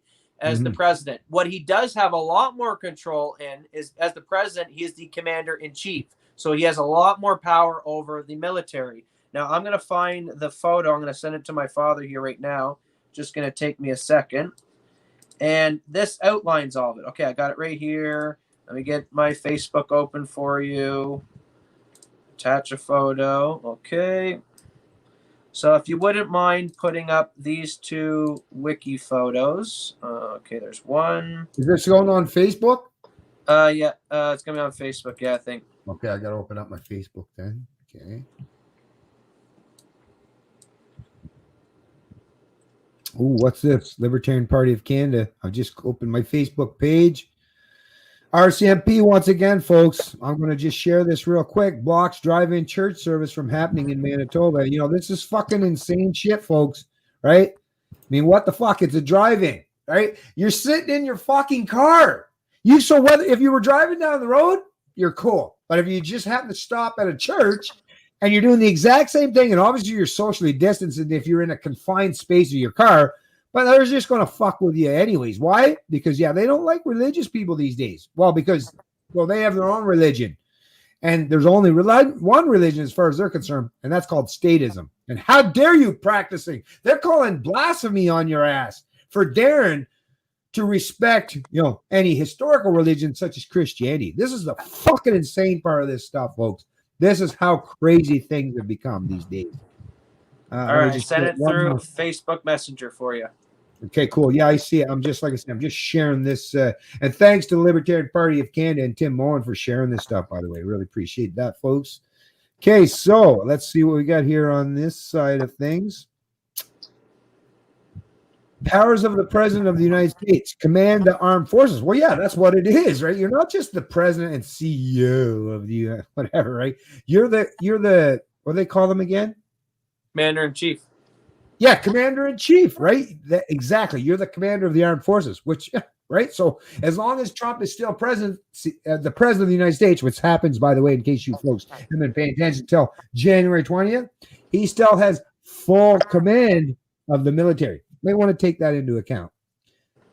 So here, let me make sure I share this with the folks, the fine folks on this stream. Share screen. Now, yeah, everyone who sees this, just where did it go? Wait a minute. Oh yeah, Facebook. Okay, so it's Facebook Messenger, and I put a little highlight around the area of focus, what I want everyone to see there, and it might be hard for everyone, the viewers, to see. So if you wouldn't mind just reading that first paragraph there for everyone. Okay, the Constitution explicitly assigns the president the power to sign or veto legislation, command the armed forces, ask for the written opinion of their cabinet, convene or adjourn Congress, grant reprieves and pardons, and receive ambassadors. The president shall take. Oh, do you want me in there? That's fine. But mainly the highlighted part in red was command the armed forces, right? Right. Oh, let me go back the other way. And then go back to Okay. Yes, now read just the highlighted in red there. Okay. The president of the United States is the commander-in-chief of the United States Armed Forces, and as such exercises supreme operational command over all national military forces of the United States. Right? That's just a reality, folks. Like it or not. It's like when Obama was sending those drones over there to bomb the fuck out of a bunch of Iraqis and shit. Well, Trump can do, not necessarily the same. I don't think Trump's look can do actually bomb any Iraqis. That's the thing. Is a completely different mindset here, different operatives and initiatives. But anyways, in this capacity, the president has plenary power to command and control all military personnel, launch, direct, and supervise military operations, order or authorize the deployment of troops, unilaterally launch nuclear weapons, and form military policy with the Department of Defense and Homeland Security. However, the Constitution ability that's all you need to read. So everyone, my reason for highlighting this on this stream and the whole lead up of everything you've seen there. So what people need to realize, this is what the whole crux of the video, and this is why I called it clandestine operations. The public is not aware of all these things going on behind closed doors. You know why? Because the military goes through military courts, totally separate from the public. They are a lot more private. They're a lot more secret. And also you have the FISA courts as well, which was used against Trump. And you don't think Trump's going to not use the power that was used against him, against his enemies? But you would know about it because the FISA court is not public information. So what I'm trying to get at here, and what I will say, what Sidney Powell and all these generals just can't come out and say it because they have reasons to not to do so with their positions of power. But I'll just let you in on the secret. So what Trump has done is he has went to the CIA, the FBI, and the NSA, and he has gave them the opportunity in the last 4 years to indict these people, the Durham probe and all these other things. And they have failed massively, and we have seen no indictments. And it's gotten to the point now where literally Trump's like, yeah, these guys are useless at the top of these agencies. So he has now relied on his major power, which you just read in the Constitution that is granted to him. He has supreme power over the military. So he has now handed it over to the military. Okay, now I'm going to let you know another secret. When Sidney Powell says, I'll release the Kraken, Kraken's just terminology for we're going to release military. We're going to release clandestine operations. We're going to release the generals. We're going to release this is what the Kraken is. The tentacles of the army, the multi-layers, the Navy, the Coast Guard, the military, the different 5 sectors. So here's what people need to understand. The raid in Germany that they were talking, at first, I played the videos. At first, Sydney was like, we don't know if it's the good guys or the bad guys that got that. And then finally, he got to the point where more information came in, and Sydney said, no, it was the good guys who got it. So that's what you're seeing going on behind closed doors right now. Trump is running military operations against the deep state. And this is why you're seeing generals like Flynn leading the charge, the retired general talking about scorecard and hammer, and the other general down there in Pennsylvania. It's funny how all these generals now are coming out of the woodwork, and they're leading the charge as some of the major figureheads in promoting these information to the information waves there. So this is done strategically. This has been all put down from the top, from the president. And that's what I'm trying to let these folks in. I'm actually trying to help the lefties and telling them, listen, we got generals on the work. They're investigating the stuff, and they're all saying if you try to steal the election from them, they're willing to go to war, and they understand there's a coup going on, and the president has the powers to bring in the military to quell that coup and arrest the deep staters. Also, while this is all going on, Trump is laying legislation like where he can now prosecute deep staters and traitors and do them by execution and gun firing squads and all these things that people are like, whoa, why is he passing all this legislation? You need to realize that majority of the things that are going to happen is going to be hidden from the public's view. Why? Because the public, honestly, they can't handle most of the stuff. Yeah. I just gave you a seeping of information of the generals are saying, oh yeah, we had this program. It was called Hammer and Whoa, we lost you there, Matt. Anyways, there you are. You're back. You're back. Okay. You cut out real back. quick. Can you hear me? Yep. Yeah. So what people need to realize is a lot of this stuff's going to happen behind closed doors, and it's not going to be readily known to the public. It's kind of going to be like, the elections are going to happen, and the time's going to come, and maybe Biden or someone will back down, and something will happen, and it'll go to Trump. And, maybe the leftists will try to start riots in the street, but that's what I mean. Trump has already planned for all this stuff, and he's laying the footwork. So back to hammer and scorecard. That's what I was getting at. So why the generals all know about this program and what they're not able to say to you, the public, that I will be able to say to you is hammer and scorecard. They're very familiar with the program because you don't think the United States has been using these programs in foreign countries and meddling maybe in their elections. Russia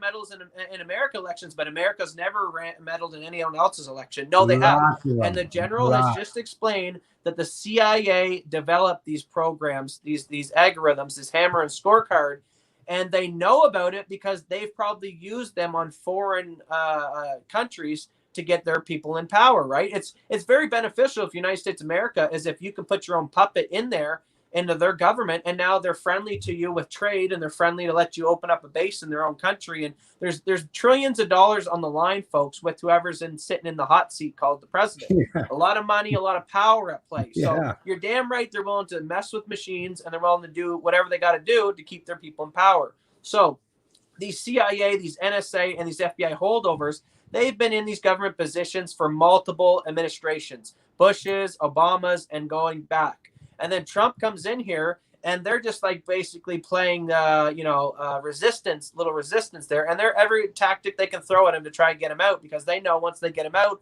everything will go back to the status quo. They'll all keep their comfy jobs. And the president doesn't have a lot of power to go in there and really fire a lot of these people as we'd hope. So he has reverted to using the military. So that's what's going on. That's what the Kraken is. That's what the raids were. They got the servers. They understand how these programs work. And they're basically telling the deep staters, That's fine. The more you keep pushing the matter, the more we're going to keep releasing it. And it's going to get to a point where Trump, he already said it himself, I'm not leaving the office. So Yeah. we're going to have to try to take him out. And how are you going to take them out? You're going to ask the military? Well, you got all the generals in the military all voted for Trump. You have the majority of the police officers and police unions that all voted for Trump. So the deep state are going to then ask their agents to go in there and try to remove the president and put in Biden. And it's going to backfire because nobody's going to do it for them.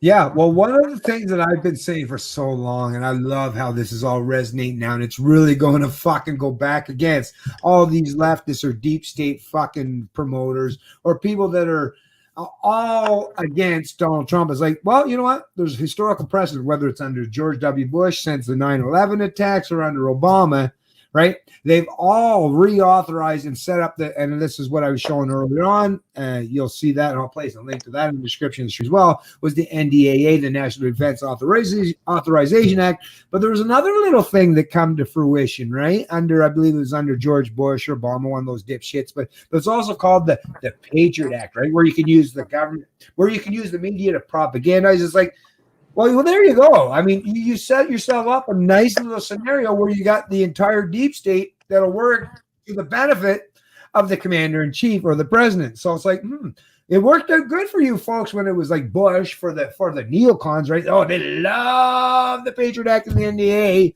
for George Bush and going to invade Iraq and Afghanistan. Oh, yeah, we love the NDA. We love the Patriot Act, right? Same under the Obama regime.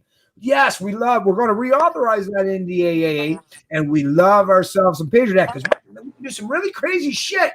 And it's all right there. Look, it gives us carte blanche ability to do things that we would never be allowed to do without it. But yeah, once you fuckers start down that road, this is the problem. And people like myself and Ron Paul and so many others in the past have been saying, hey, once you set up the scenario where you give presidents kind of dictatorial powers and the ability to circumvent a lot of our freedoms and right, well, guess what? Trump has it, and he has it for another whole month.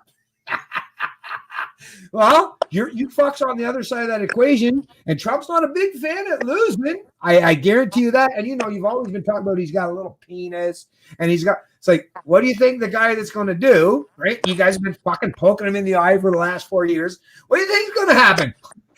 Like I say, listen, I won't even promote whether I'm going to get excited about this fact or not, but it's like, it's about time that these people promoted all these anti-fucking rights, full-on authoritarian type measures because it worked for them to their benefit when it was their man in charge, right? They loved it. It's like, yeah, we love it, some NDAA. We love some Patriot Act. Okay, well, now Trump's in charge of all that shit. Fuckheads, how you like it now? Right? How are you going to like it between now and January 20th? How are you going to like it if Trump is still in power in January 21st? Are you going to like it then? I guarantee you're going to be like, oh, man, we should have never supported this stuff. It's like, too late now, dipshits. Well, okay, I'll give an opinion alert. This is just my opinion, letting everyone know. But here's what I think transpired. Like the generals and everyone else has also said. So 2016, they probably had these hammer and scorecard programs, Clapper and Brennan, and they were using them on foreign countries, and they were very effective.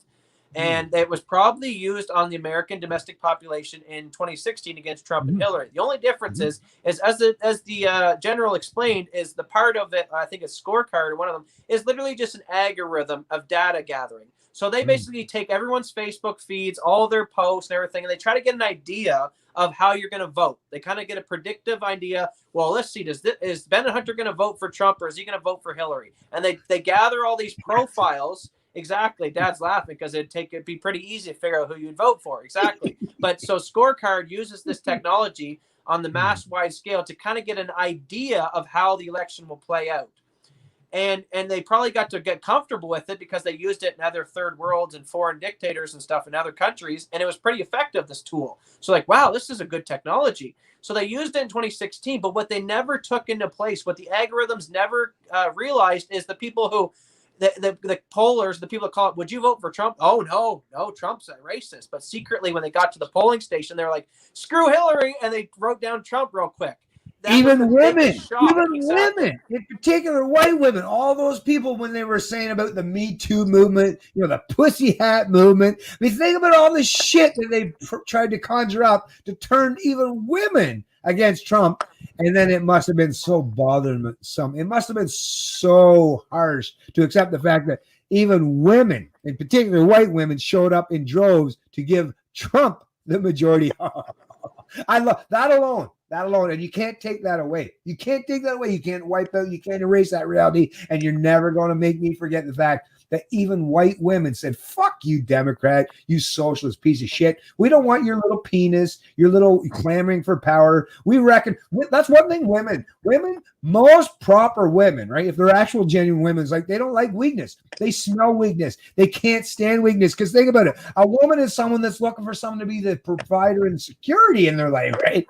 So sorry, Biden and Camilla and all you fucking losers and inept dipshit, is you're not going to win this game, even if you think you've won politically for a short time frame. Like I say, even women aren't going to have your back if you're promoting and supporting weakness. It's not going to happen. But anyways, I'll just so that night 2016 happened, and then even the first night Hillary didn't even come out that night and concede to Trump.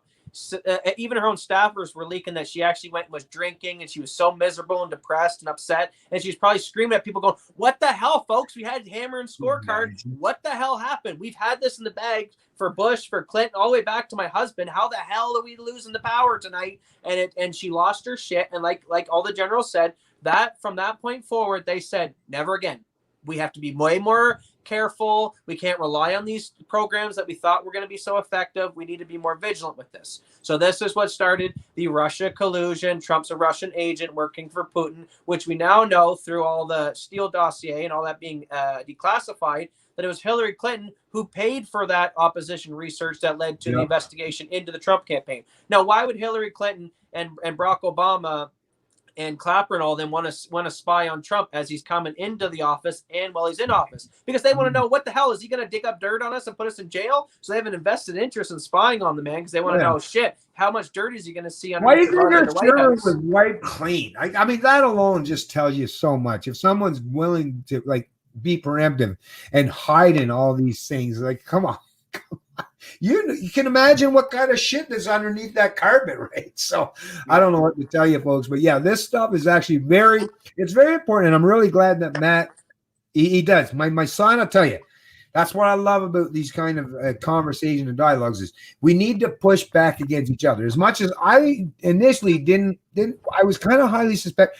I don't like getting into conspiracies, as most of you folks realize, but I'll tell you, this stuff, as you've seen, he brought the evidence, folks. And that's the thing. If you got evidence to back yourself up, if you can articulate your message, then I, for one, am willing to accept and digest it, at the very least, to make it so that it's thought-provoking and makes me think about things a little bit more critically. And you know what? That's what I expect that most of us should do. Right? Just don't fall or roll over. Even if you align with the opponents, right? Even if you're a lefty, don't just fucking lay down and roll over that quickly. Even as much as I'm a supporter of anyone that challenges the status quo or establishment, I still poke and prod at the Trump regime and the Trump narrative. It's I don't want to be susceptible for falling for any bullshit. That's all I ask and require of anyone that watches my stuff. Just at least allow lots of different information to be presented to you, so that at least one thing I will say, by giving many multiple variances and perspectives on all this stuff in terms of politics, at the very least, if the one thing it does for me, and it should do for everyone, is make you think more about this stuff. Because if you're just given one-sided narratives all the time, you're like, well, I know the truth. I don't have to question it, right? But if you're given all different perspectives, well, it makes you stop, pause, and think, maybe I haven't got it all figured out yet. Maybe there's a lot more to this story than I actually know. And you know what? That's all I really ask at the end of the day. Just don't be so goddamn dead set and sure yourself when you're talking about perspectives from people that you don't know personally, or narratives or propaganda espoused by people that you don't know personally. Because you don't know that, at the very least, be willing to accept that there are other people who are going to offer you completely different dialogue, scenarios, or perspectives. And if you're willing to introspect and digest and dissolve all that stuff, and then think about it critically, well, I think if you're doing that properly, that you end up in the same place I am and where Matt's at, where I just don't have blind faith in anybody, which means I have to constantly test the hypothesis against the things that mean most, which is it resonate with giving people genuine freedom? Does it actually adhere to the principles, the fundamental aspects of liberty? And am I given economic freedom? Are my social policies allowed that I get to think for myself, or is someone else forcing their opinions upon me, right? Those are all important aspects of this. And if you haven't been given the ability by those that you follow to think critically about these issues, and they're trying to jam their thoughts down your throat, then at the very least, even if you align with them because it benefits you, you should at least question it. You know, if someone's constantly feeding you a diet that only benefits you at other people's expense, come on. A wise person at least questions, does it really mean that it's the truth just because it benefits me? Or am I just willing to accept it by the sheer fact that it benefits me? Yeah, and so back to what I was saying, I think so 2016 they dropped the ball, it threw them for a loop. Hillary Clinton probably had to pick her jaw up from the floor that night, and they had to reevaluate. Then you see what we call the soft coup, which was, like General Flynn said, the financial pressures, the media manipulation, any other dirty tactic they could to try to get Trump to just walk away and say, you know what, this is too much hassle for me and my family to be in office. That didn't work. And this is where a lot of people, I'm a libertarian and my dad's libertarian. We actually don't like government. At the end of the day, we want less government. And Trump is not that type fully. But this is where I, as a libertarian, can look at Trump as who's maybe a conservative Republican and say, man, for a guy to take that much shit through the media, that much attacks to his family, that much attacks through the, spying on him and all that, and to be able to still say, no, you know what, I'm going to stand in the White Office and do what's right for the people. I honor that greatly. And so here's what I think happened. Trump stays in now, and all the soft coup tactics are not working. And now Trump's economy is booming. He's doing good. And who's on path to be against him as the running mate? Joe Biden. So Trump's economy is booming. Joe Biden's his opponent that's going to be running against him. And the deep staters are like, there's no way. Joe Biden can't even fill a parking lot with a crowd of people to come to his rallies. So how are we going to do this? And this is where if you want to go conspiracy theory, I'm going to, like I said, put opinion here. It's funny. COVID worked out very well this year. It worked out really It worked out well for the billionaires who all consolidated their wealth by CBC and CNN's own admission. The billionaires all raised their wealth. It made China, who was the leaker, let's say, of this COVID, well, they certainly benefited from destroying Taiwan and Hong Kong and all those type of resistance, especially Hong Kong. You don't hardly hear from it anymore in Hong Kong. They basically threw out all the Hong Kong people in government that they didn't like anymore and put in their own guys in place. So, and then all the protesting. And then this is why, with COVID, they could say, well, look, Joe Biden can't get a rally together because COVID, right? And then, this also was a reason for the mail-in vote. So yeah, this is where, if you want to say conspiracy theory, I'm putting my opinion out there. I think all roads say COVID was leaked out by this lab. It does, really.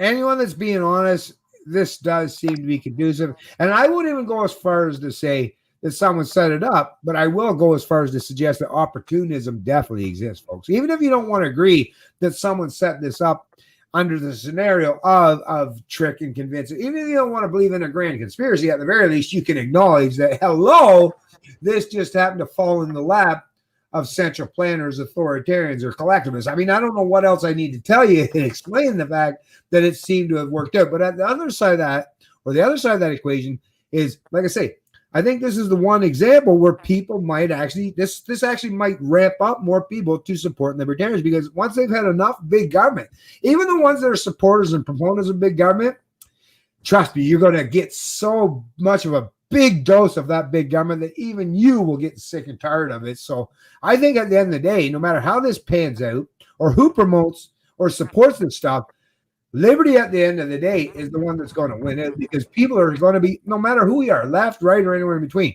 people are tired of being stifled, tired of being placed into boxes, tired of having their freedoms, both personal, social, and economic, placed on hold or completely denied outright. And eventually, like I say, the left, the right, Antifa, ANCAPs, there's so many people that are disenfranchised, and what it is it's a power grab. Everyone's looking to who's going to be the one that's going to pick up the mantle of power. But at the end of the day, like I say, if we're all going to sit down, if we all had a big grand table to sit down, right, I think at the end of the day, we would all finally have the discussions like, We got a ring here that's sitting in the middle of the table. You want the ring, I want the ring, you want the ring, you want the ring. We all want the ring, right? It's like, well, how are we going to decide this? How are we going to walk away from this table amicably? We're feeling like, okay, we have mutual respect here. Well, it's throw that fucking ring into the pit, right? And then nobody has that power. That's the only way that this probably unfolds, which means that liberty and the libertarian philosophy, the philosophy of liberty, it is the future, folks. Get on board now, or just be recognized as someone that was a late adopter to what it is to understand what freedom is all about.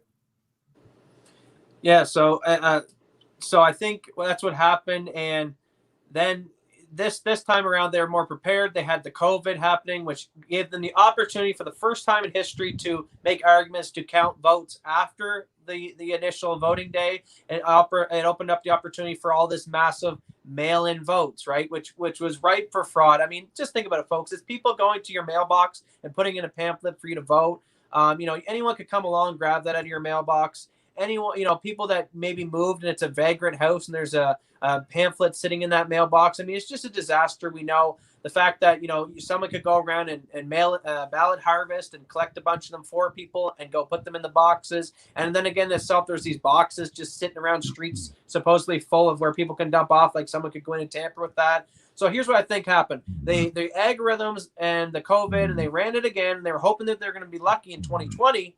And once again, all these hidden people that were hidden Trump supporters, even more than they thought before. Man, the guy got, like you said, Obama got 65 million, and it was a record. Like, whoa, 65 million. Trump this year got 74, potentially even more if a lot of the frauding gets swapped over. So once again, you had people like 50 Cent, people that in the last couple months all of a sudden turned into Trump supporters because like, wow, look at his tax policy. And it threw all the algorithms off again, like Sidney Powell said. So this is why at 3:30, 4:30 at night, you see the first time in history, certain states go, we can't finish the vote tonight. Why? Why is it that Florida can count all day and night and give you a result? And then, these places like Georgia, Pennsylvania and stuff take days and days and days. So we understand that now looking back on it, that was like, hold up, Trump's winning. We need to get into those key areas and we need to mess around, make some frauds and get some ballots in there for Biden. And this is why James O'Keefe and all these other people have busted, where they found ballots where literally there's no down ticket filled. It's literally just they fill out Biden and they fill out Biden. And there's like hundreds of thousands of these ballots where the only thing filled in the whole ballot is the black dot scratch for Biden. It's like the people didn't care about who was running in any of the under elections. They didn't care about who their mayor. They didn't care about the governors. They didn't care about any of that stuff. They just need to vote for Biden. And that screams to anyone that is someone who's an individual just wanting to quickly fill out ballots and they only have time to quickly write in Biden. And you got these USBs that went missing and, all these other mail-in ballots. And like the general said, scorecard and hammer is very hard and difficult to catch the fraud. The CIA developed it in a way that it's hard to track, and they covered their ass with that. So Trump understands that he's probably not going to figure out all of it, but all he needs to figure out is the ones that they rushed from 3 to 4 and the continuing in the early hours of the morning. If he can at least prove those ones that they needed to then, and those were desperations. They did that out of desperation. That's why they made so many mistakes, because they were, oh my God, it's 3 a.m. Get some truckloads here. And because of that rush and because of that, they made mistakes. And Trump knows that. And that's why he's narrowing in. If I can just get 10,000 to swing this state over, if I can just get 50, and he knows he can do that with the quick, sloppy job they did in the wee hours of the morning. Yeah. Well, the thing that comes down to me at the end of the day is whether you want to call it election fraud or just election gerrymandering or manipulating. The 80 million ballots that were sent out to people is not typically something that was done historically. And the only reason why they've given them an excuse is COVID. COVID gave them an excuse that we're just going to basically poke prod, right? Because the election process at the end of the day is about people. I mean, in Canada is a perfect example. 2 elections ago, which was something that I was paying really meticulous to before the true Liberals come to power, was at that time there was 24 million eligible voters. Out of that time, I think it was 35 million Canadians at that particular time. The adult voting age population, people who were eligible to vote, was 24 million. Out of that 24 million, 14 million showed up to vote, and it was all divvied up between the Liberals, Democrats, and Conservatives and all that bullshit. 10 million stayed home. Well, those 10 million that stay home, they're fence sitters for the reason. They're non-participants for the reason. The fact that you could send out arbitrarily in a situation that never usually happens historically, millions and millions and millions of ballots towards people that typically don't participate in the process. But if you make it so fucking convenient for them that they literally don't even have to move their fat, ugly, nasty fucking ass to do that, tells you that now you can say that that's legal, and this is what the Democrats are relying on. They're like, no, we didn't do anything illegal. We just sent out a bunch, like 80 million ballots to a bunch of lazy fucks that wouldn't move their ass 5 feet if it wasn't to grab a fucking Cheeto out of the fucking cushions of their couch, right? These are the kind of people that you're talking about. People are so lazy, so inept, so unthinking that normally you don't want these people. Matter of fact, usually we're applauding. Thank God they didn't participate in the voting process because these are idiots, right? But the Democrats but those idiots, they support us, which tells you a whole lot about the Democrats, right? So they're like, no, we need these idiots, these losers. We need them. We need their numbers. No, we don't need them to think. We just need their numbers, right? That's the problem that I have with it. Is if you could, like I said, if you could just use the bully pulpit and like the gang mentality of just having the biggest gang, and that's really what it is in the day. So all these legal arguments, how they're going to be played out throughout the courts, I don't give a fuck. To be honest with you, I don't give a fuck about the Trump team, the Obama team, the Biden. I don't give a fuck all these judges because in reality, I don't need no one else to tell me how to think about this. When I hear how this is played out, this is deceptive. This is underhanded. This is something that has no historical context other than the fact they're trying to manipulate the votes. They've used the media. They've used the establishment. They've used institutions of the deep state to keep promoting this fact that Trump's a fascist. You need to get rid of him, right? But the fact, even if you could show with clarity that Biden won by sheer numbers, well, that once again, it does not validify anything for me. Because it was still manipulation. Still means you had to kneecap your opponent to win. And if you had to kneecap your opponent, use some sneaky, underhanded methodology to win against your opponent, it's not fair. I don't care how you look at it, even if you say, well, technically it's not illegal. All right. But it still shows that you're willing to go low as a means to gain power. And if you're willing to go that low to gain power, why the fuck should I trust you or align with you under this two pretense of, hey, let's just all be aligned and under unity now, like with fucking Biden. Like, can't we all just get along? Oh, you mean after you fucking took the sledgehammer to my kneecap and now you're saying, oh, we should all be friends now? Really? Really? I can see the fucking, I can see the shit hanging out of my knee. I can't even walk. And you're like, let's be buddies. It's like, come on. Well, the funny thing too about it is, I don't think they anticipated too, is that they scared everyone with COVID, but they didn't realize in doing that their voter base was the ones that were more likely to not go to the polls because they were scared of COVID. So the Trump supporters, they're willing to go out to the polls and vote in person. So the Biden people realize this. They're like, crap. We just spent a whole campaign of putting fear out there, saying that if you go outside, you're going to kill grandma. And now we got to vote. So that's just why they needed the mail-in ballots. They needed the 80 million. They needed to send it to guy eating Cheetos on the couch because they know he wasn't going to go out there and he was too scared. And like you said, most of them were either too scared or didn't even care about politics. But COVID was the perfect storm. And why didn't COVID come in any other time, right? It came when the anti-establishment candidate got in office the one time and threw them all for a loop and took back the power from the people. And that's the precise time. Right? It's amazing. Like I've always wondered this stuff too. Why in the fuck do some things just work out to be so conducive, so time sensitive and beneficial for some people, whereas other people like myself, it's like always you're like a dime too late.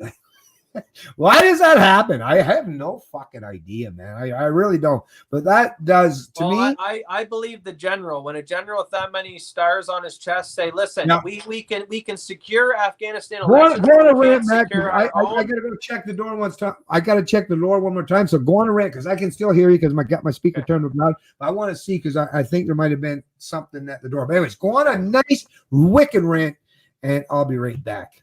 All right. Well, like I believe the general when he says, I had a brain fart there.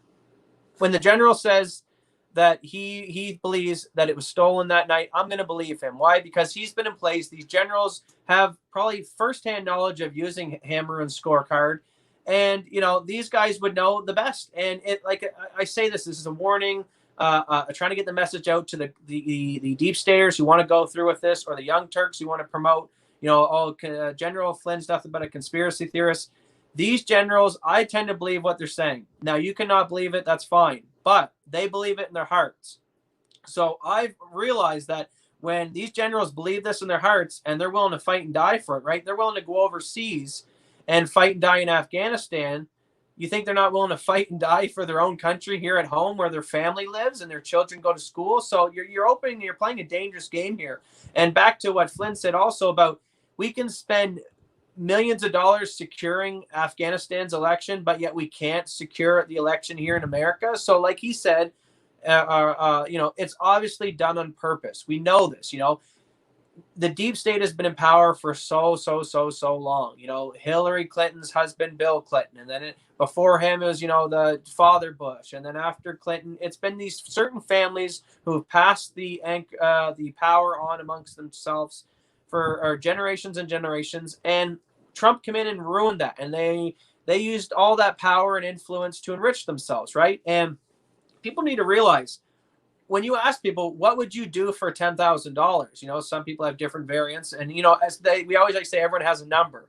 Well, when you're dealing with positions of power, like the president of the United States, where you have control over trade deals, regulations, policies, tariffs that can influence trillions of the dollars in the global currency, you're damn right there's going to be a lot of people trying to influence your mindset, right? Because let's look at China, for example. If Trump all of a sudden says, I'm going to slap a 25% tariff on China, well, now that's a negative for China. So if China can spend, let's say, 1 or 2% of that potential tariff risk to try to buy off a lobbyist in Washington, and try to get Biden in power, let's say they say, go up to Biden and say, listen, we'll give you $2 billion if you don't slap any tariffs on us.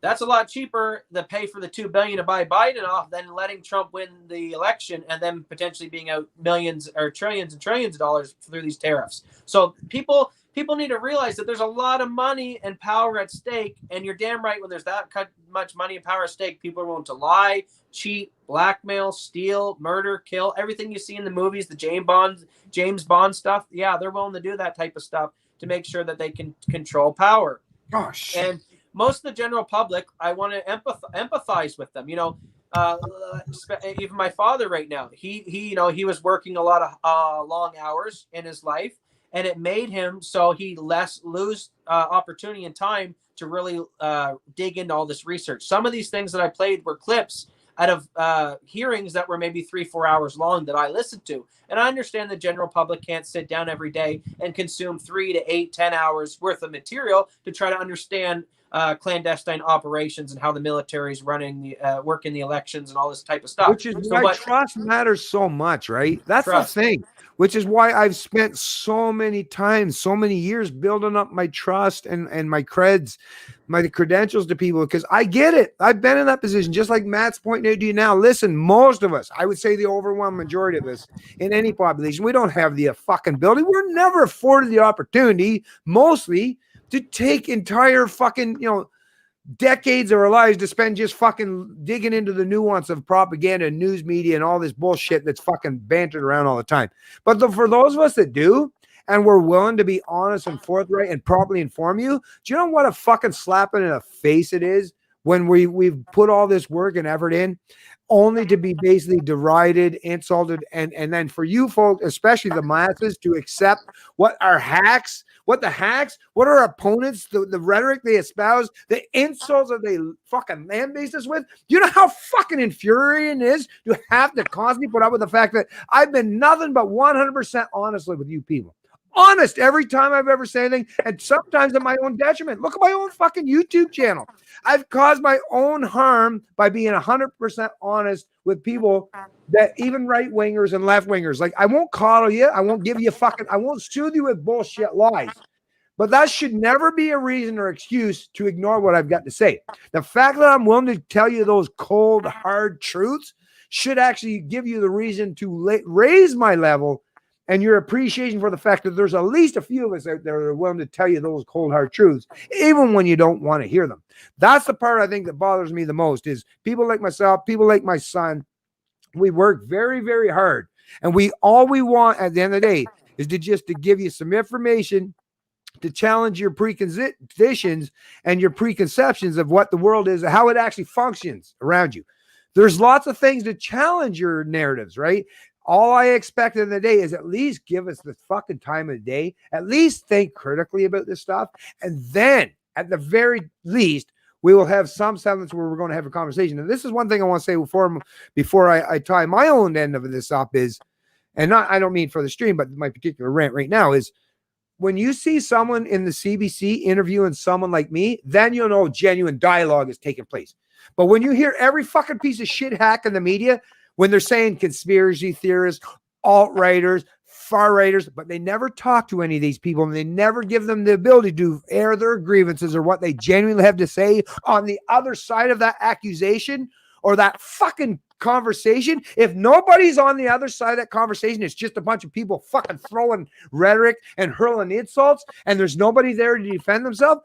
At the very least, you should know that these people aren't being honest or genuine, because the proper way, if you want to have an audience to listen to truth, is give your opponents at least the fucking ability to defend themselves against your rhetoric. If you haven't given your opponents, which is why every video I've ever done, I always say, come on, if you disagree with me, if you think socialism, communism, collectivism, democracy, if you defend any of this shit, come on here and talk to me.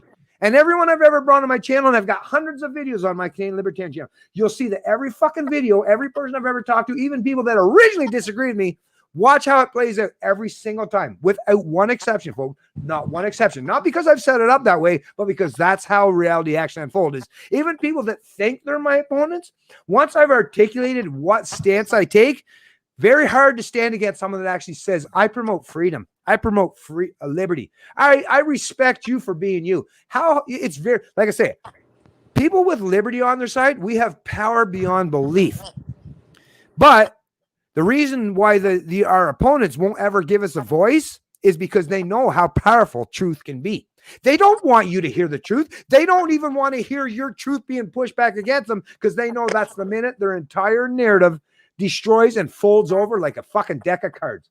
That is the one thing, like I say, if you don't take anything more out of this stream, just know that when liberty exists is when you have proponents or opponents that espouse different ideologies or perspectives, when they're actually sitting down like real full-grown adults, men and women, having this conversation. Then you'll know that we might be somewhere close to gaining the point where we might be able to respect each other's perspectives and go about our merry way and allow genuine freedom and liberty to take place. But the minute you recognize that it's the proponents against liberty are unwilling to give us a voice on their platforms, on their stage, or at least the ability to defend ourselves while they're espousing this kind of rhetoric, then you know that we are the winners. It's just they're winning by numbers, but they're not winning by ideas. So anyways, that's enough of my banter and my rhetoric on that. But that shit really does drive me crazy, because they will never give us the ability to put forth their perspectives on their stage or on their platforms. Whereas me, I invite all my opponents to come on here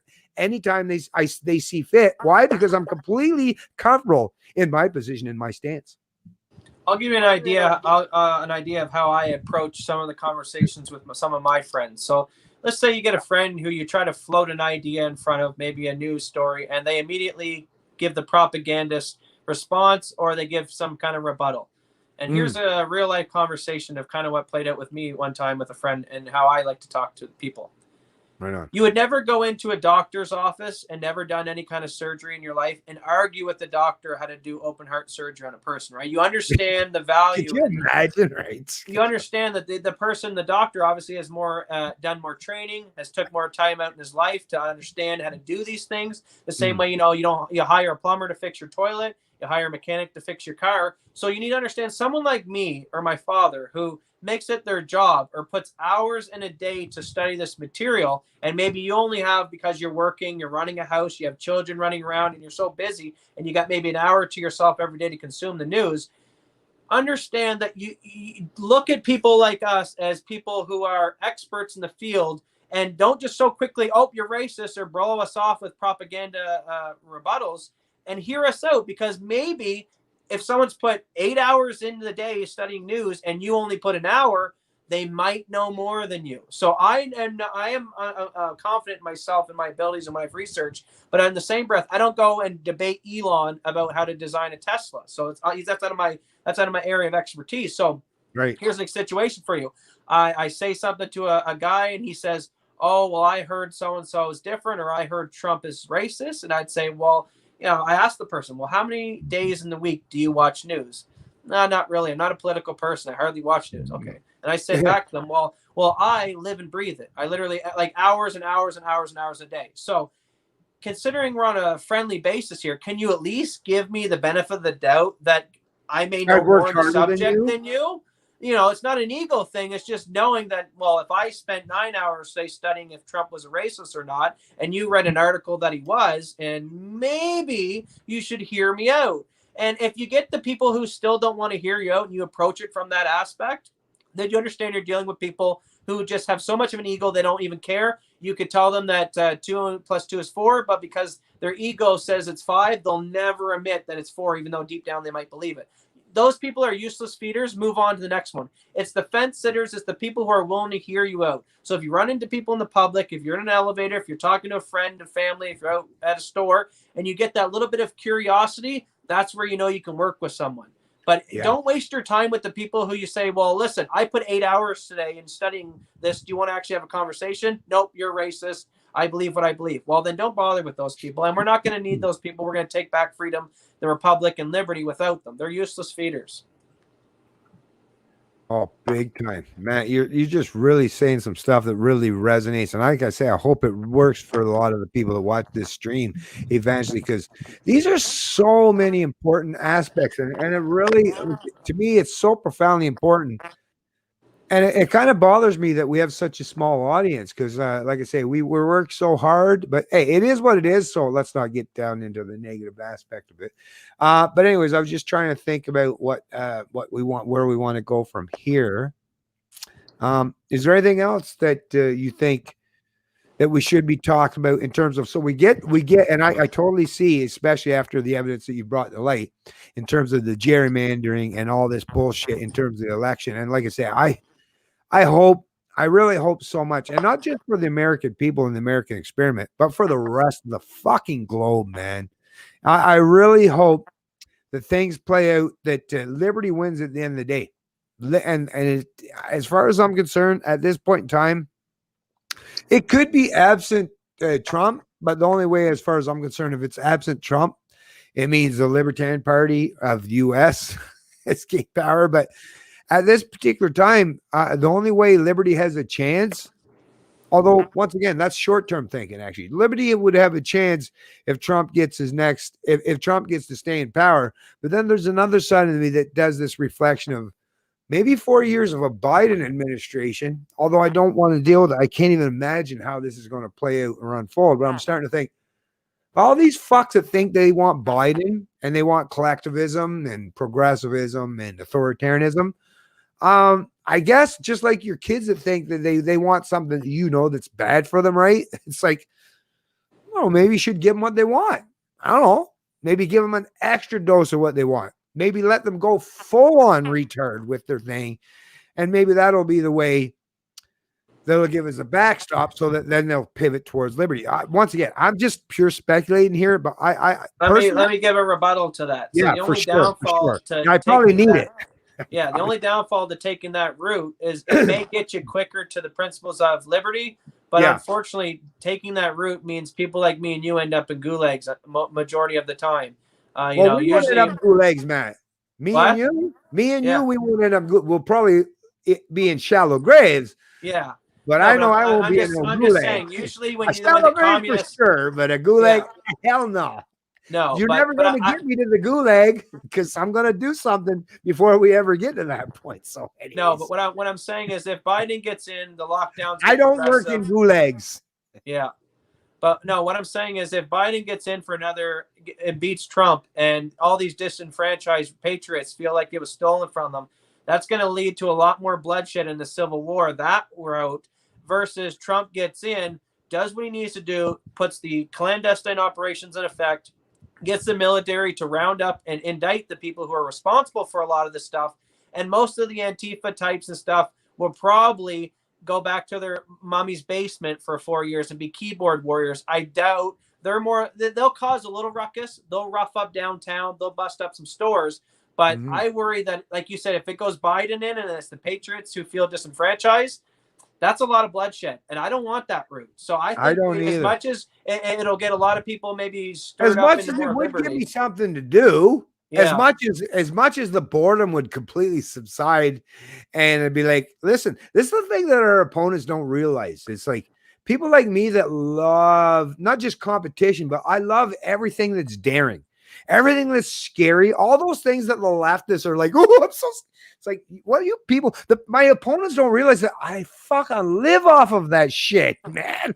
I love anything that challenges me, anything that breaks me free from my current mold is like, fuck, give me that, because I love to challenge myself. This is, I think, the biggest thing. I think that I probably the most important thing I've said in this entire stream, to be honest with you, is my opponents don't realize how much I thrive. People like myself thrive on competition. It's sad for these people to not know this. That's like, you can play this game, but at the end of the day, trust me, I am so fucking driven that I will not, even if I died, I'd be turning over in my grave trying to still fucking, it's like, I don't get it, because I know they're not driven by the same.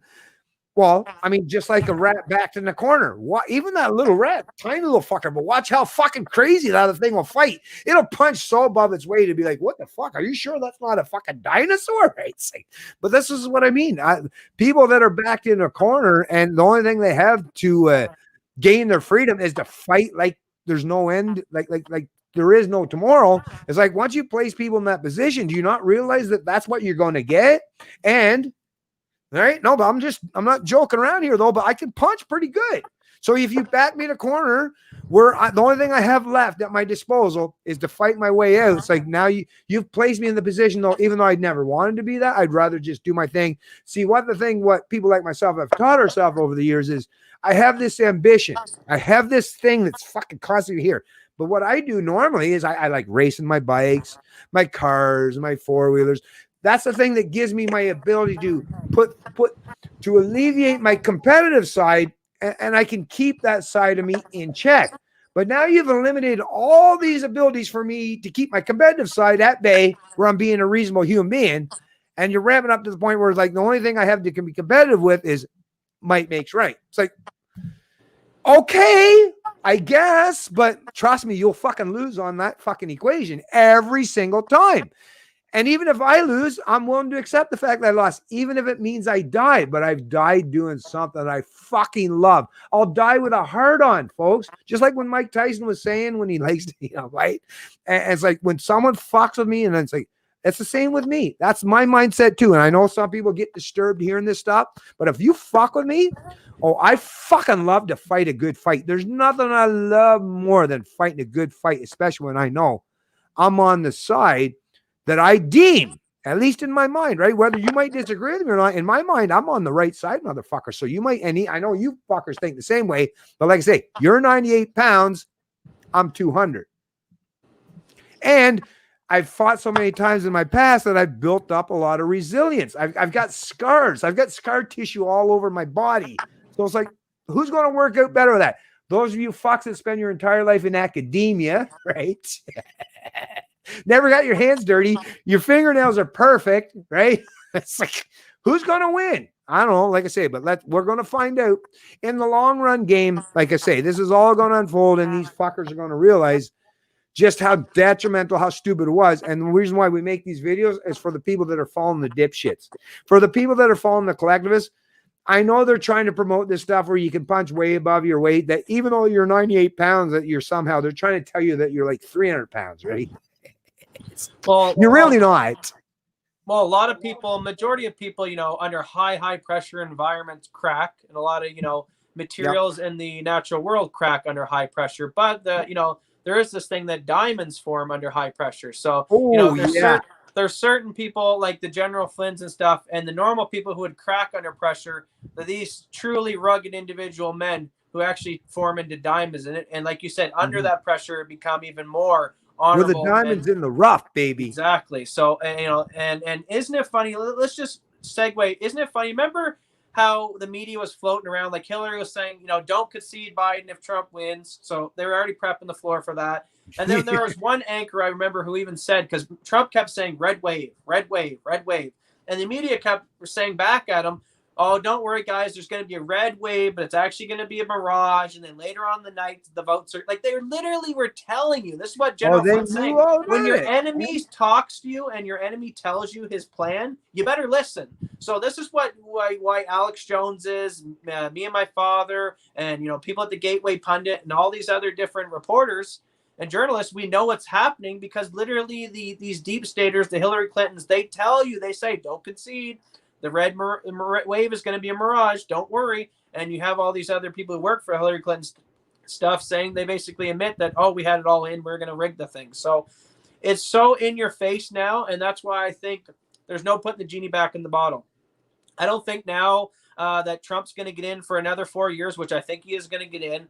And I think now what the first 4 years has taught him is there's a bunch of snakes and vipers in the pit around you, and you got to be very careful with who you keep around you, because that's Trump's biggest flaw. People will beat him up for he hired the John Boltons, he hired the Jeff Sessions, and he did. He hired all these deep state Republicans, these neocons that have been in office for so long. But I think that was Trump coming in saying, hey, guys, don't be too rough on me. I'll pander a little bit. I'll give you guys a few of your little neocons, and we can all make money. Just give a little bit back to the American people. And Trump didn't realize that he's dealing with the spawn of Satan in here. And he's like, whoa, I was just trying to come in here and make us all rich and allow a little crony capitalism. But shit, you guys, you're full-blown communists. You want to destroy American values. And it took him 4 years to realize this, thankfully. And this is why he's had to fire and hire so many people. And people say, oh, what a great businessman. He's always firing people. It's because he's trying.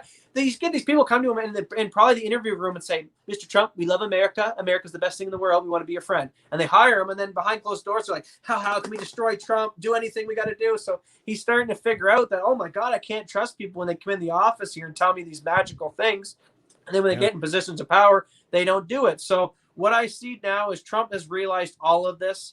And if he wins the re-election, he is definitely going to put his people in place to take the gloves off and go after these people and prosecute them. This is why it's a very dangerous time, because Hillary Clinton, John Brennan, and all these people who have been in power for all these generations, the Biden family, the Obama families, the Clintons, and when there's trillions of dollars on the line and all these foreign agents as well, China and all these adversaries, they know that it's either fight till they die or don't fight, and they're still going to go to jail anyway. So when you're, like my father said, when people are pushed in corners and they have nowhere else to go, people get dangerous and desperate in those positions. And both sides right now are in those positions.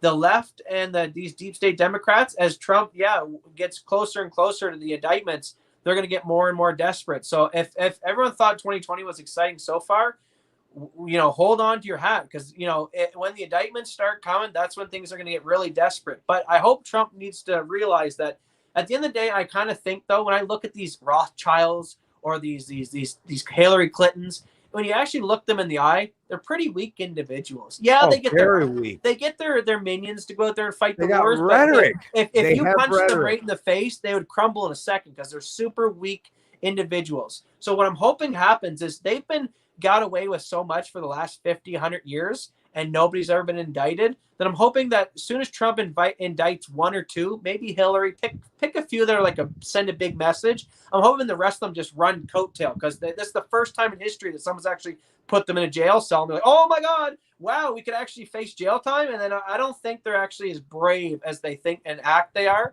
And, I think George Soros is tough. He thinks he's all that. He gets on there, I'm going to take down Trump and I'm going to send money to BLM. But the minute someone actually arrests that guy, and people need to realize that just arresting George Soros, this guy spends hundreds of millions of dollars every year to influence, promoting communism, promoting crony capitalism. So if you take just that one man out of the game and arrest him for all the crap he's done, that just took out hundreds of millions of dollars in funding that was going against, like my father said earlier on the stream, us content creators, we're scraping by to try and get $20, $30 donations.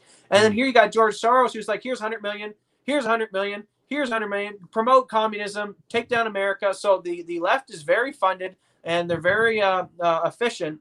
So if we can start taking down some of their big world leaders that fund a lot of these movements, we probably would gain a lot of value. And, we might actually start winning the propaganda war because now they don't have so much money backing it. Yeah. Well, you know what kind of drives me crazy, irks me a lot, is our opponents constantly rely on the fact that they fully believe, and rightfully so, because we have shown that we're very principled people. So they think we're always going to forever until like the fist is literally just within an inch of our face, that we're going to keep ourselves holstered, our defense. Just like me, I got a fist to punch back. They think that they're just going to be able to keep us at bay and that we're never going to swing back. It's what they don't realize is, like, at some point in time, the threat becomes so imminent that I'm not going to wait. A smart person that's not just strong, but smart as well, doesn't wait till your opponent kicks their ass before they start to respond. This is the part that our opponents fucking first and foremost need to understand. I'm willing to talk with you. I'm willing to use dialogue. But the minute you prevented me from engaging in any conversation, which is what the left and the authoritarians have been doing in recent years, once you've made it so that it's impossible to engage in any dialogue, and all you have left at the end of the day is the fact that you're willing to swing at me, I'm just going to say that I'm going to swing back. That's just a simple fact. I don't know how you don't believe that. Now, I personally, I have the ability to hold off as long as I can possibly, just like in my real life, when I've been in physical confrontations, I never swing first. I usually don't. That's because I feel weird, because it's like, I already know I'm quite confident in what I can do when I swing. So it's like, I at the very least hope my opponent will make the first swing, and then it's like, okay, now I've got the excuses. I can unfucking load on this motherfucker, right? It's like, I'm going to give you the opportunity because I realize that you are the 98-pound weakling, as far as like in my mind, right? So it's like, I don't want to bully you. I don't want to intimidate you. I don't want to use my force against you, even though I know I can kick your fucking ass. But you got to realize that if you swing at me, and the minute I'm not going to wait till you even contact my face, right? Well, unless I'm in a position where I'm just not thinking critically, right? That might happen. But if I'm in my mindset, my current mindset, and actually thinking critically, I'm not going to even wait till you, because you might get lucky and knock me out in the first swing, right? So, but once I see that your fist is headed towards my face, and I'm very observant, I have a really good reaction time. By the way, I'm a drag racer. I have amazing reaction time. If I'm functioning normally, right, in my sober state, I have amazing reaction time. So even while you're making your swing, I might hit you before you still. So it's like, I don't understand why my opponents constantly are always threatened to swing the fist. It's like, well, are you really that sure that swing is going to knock me out? Because you have to be 100% assured. Because if not, now you've given me the excuse to swing back. And if you haven't knocked me out, if you haven't put me out of my misery or knocked me down where I'm defenseless and helpless, well, now you've got someone very serious and very now well adept at using force as a means of defense against you. That's the part. And you know what? People in my actual physical world have actually learned that in the hard fucking way. I don't know why these people in government or my opponents don't realize this, but they will someday. Is I'm not going to allow you to just bully, gang up, and kick my ass just for the sake of I'm not that Christian, right? I'm not going to turn the other cheek. Sorry, I'm not that Christian. As much as I have a lot of respect for Christianity and the teachings of the Bible, I'm just not that Christian. If you keep swinging at me and keep threatening me with force, well, retaliation is what you have on offer. And like I say, it's all defensive. And the reason why I feel comfortable saying this is because even under a legal defense, that's completely allowable. Even under free speech laws, even under Canada's restrictive speech laws, I'm still allowed to say that I'll defend myself against people who are threatening me with violence. So there's nothing you can say. There's nothing you can do. YouTube can't even pull down my channel for saying I'll defend myself against people who are threatening me with force, right? That's why I've been able to function all these years, folks. I can function and say what most people say, but they say it stupidly. I articulate in a manner that nobody's going to shut me down. Nobody's going to silence me, but they're going to get the same message, which is that I'm going to be able to use force against you if you bring force towards me preemptively or initially. So I don't know. Like I say, what else do I get to say after that? Yeah, and I would just like to remind the deep staters, the Brennans and the Clappers and the all these idiots who think they're going to be able to pull this big fraud off and win.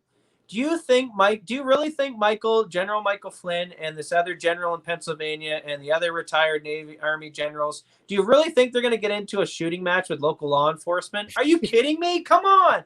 If stuff hits the fan, folks, General Michael Flynn's got a list, and I guarantee Hillary Clinton and the top of the deep state are on it.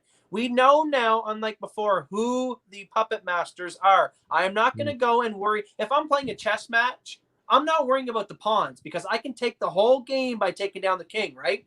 And we understand this. We're not going to the police right now, even here looking at the Adams barbecue, and that's just in Ontario here. And I'm not going to go down there, and we're not going to go getting into fisticuffs with the local Toronto police. Our issue is with the mayors, the politicians at the top, and these people who are putting the order followers down. Because do I agree with what the police are doing? But they're being threatened the same way. They're saying either go home and don't get paid, go on CERB, or enforce the orders. And, as much as the police are assholes and they shouldn't enforce the orders, Michael Flynn, General Flynn, and all of us patriots, we know the police are just the pawns. They are not the ones that we have the major issues with. They're not. That's the thing with order followers. They'll follow the orders of whoever's in charge, right? So even the lefties be like, I'm so glad they're following our orders. Well, you take over the king, and now all the pawns are your pawns. They'll follow their orders instead. So yeah, you really shouldn't respect order followers because, like I say, they'll just follow anyone's orders. You dipshits. Right? Yeah. So that's why, I do this message, and I try to. I'm actually pleading to the deep state and Hillary Clinton. Hillary, please don't make us do it. If you really want to push it this way, if this is where they want to push the American election, they want to throw in Biden and disenfranchise 50-some% of the country and pull this big fraud off that all these generals and these patriots know about. It's not. I mean, like I said earlier, I think there'll be more bloodshed that way, and the bloodshed, unfortunately, is going to be a lot of these deep staters because General Flynn and these people aren't going to go easy on them once they've pushed it this far, and. So this is why I see the tides have changed. And that's what a lot of these people are saying. And that's why I said in the last video, I feel now finally that from 2001 until now, it's kind of been stagnant. We've been trying to promote principles and ideas. And finally now I feel the public's understood the principles, understood the ideas. 4 years of Trump pushing America's values first. This is why America's the best country on the planet, because of our ideas and principles and getting that pounded into the American population's head again of why they're respected around the globe. If that's what the man accomplished in 4 years, give him 4 more years unfettered. And what do we always learn about presidencies? Usually the first 4 years, they're kind of getting their feel. But Obama, the most damaging that all presidents are, it's usually in their last 4 years and usually even in their last couple months because they know. No, actually, it's usually the first 2 years of their second term, because then usually on the second part, once you've gone through the 2-year time frame where you're picking senators or congressmen, right, that's what they usually consider the lame duck period. But actually, no, it's the first couple of years of your second term when you know that this is your last term and you have the biggest you have nothing to lose. Exactly. Yep. See, Trump, here's the biggest flaw, I think. Trump wanted to get reelected, so it made him toe the line where he wasn't as radical in the media as he maybe felt personally, because he didn't want to he knew it was going to be a close election anyway, so he kind of wanted to make sure that he didn't say anything out there that would maybe make a bunch of Trump supporters hate him. The same way, look, just a few things that Fox News did wrong, and then overnight they lose all their followers. So it's not that hard to piss the Patriots off. So Trump kind of balanced on the teeter there, and he for the first 4 years, he pandered to a lot of people. But yeah, like my father said, in the remaining 4 years, when he knows no matter what he is leaving in 2024, that's when the gloves really come off for presidents, because they know, well, here's my time to get as much things as I can get done because I'm heading out the door. And I think that's where we'll really see Trump come into himself and the Patriots really take back the country. And then if you get 8 years of patriotism and promoting liberty and taking down the communism worldwide, I don't know how you put the genie back in the bottle then to go after 8 years of enthusiasm of patriotism to now flip it back to, let's go back to communism and socialism. I don't know how they're going to do that, but. Yeah, well, in the meantime, while you're talking, I'm just promoting our Liberty Hunter podcast channel, because I got to say, folks, this is a channel now. We're still quite early on, and we've only got 112 subscribers so far. But I got to tell you, this is a channel that you're definitely going to want to subscribe to, because going forward, it's something that's going to have a profound effect and ability to challenge the status quo in a way that's, like I say, and it's not just me. It's not just me talking to the cop. It's also my son. And trust me, at some point in time, we're going to get into even dealing with interviewing other people and having large, expanded discussions with multitudes of people. But like I said, this is something that I think is really important. And this is one thing I will say and promote that most people don't understand is how many other people, this is one thing, and I'll ask you this and just question this. How many other people do you know where you got a father-son duo? Well, I can say there's only one that comes off of the top of my mind, right? In terms of a father-son duo that are not just libertarians, but massive and amazing fighters for freedom and liberty. And that's Rand and Ron Paul. And God love those two souls that have been doing their best and standing up for freedom and liberty in that country. And you know what?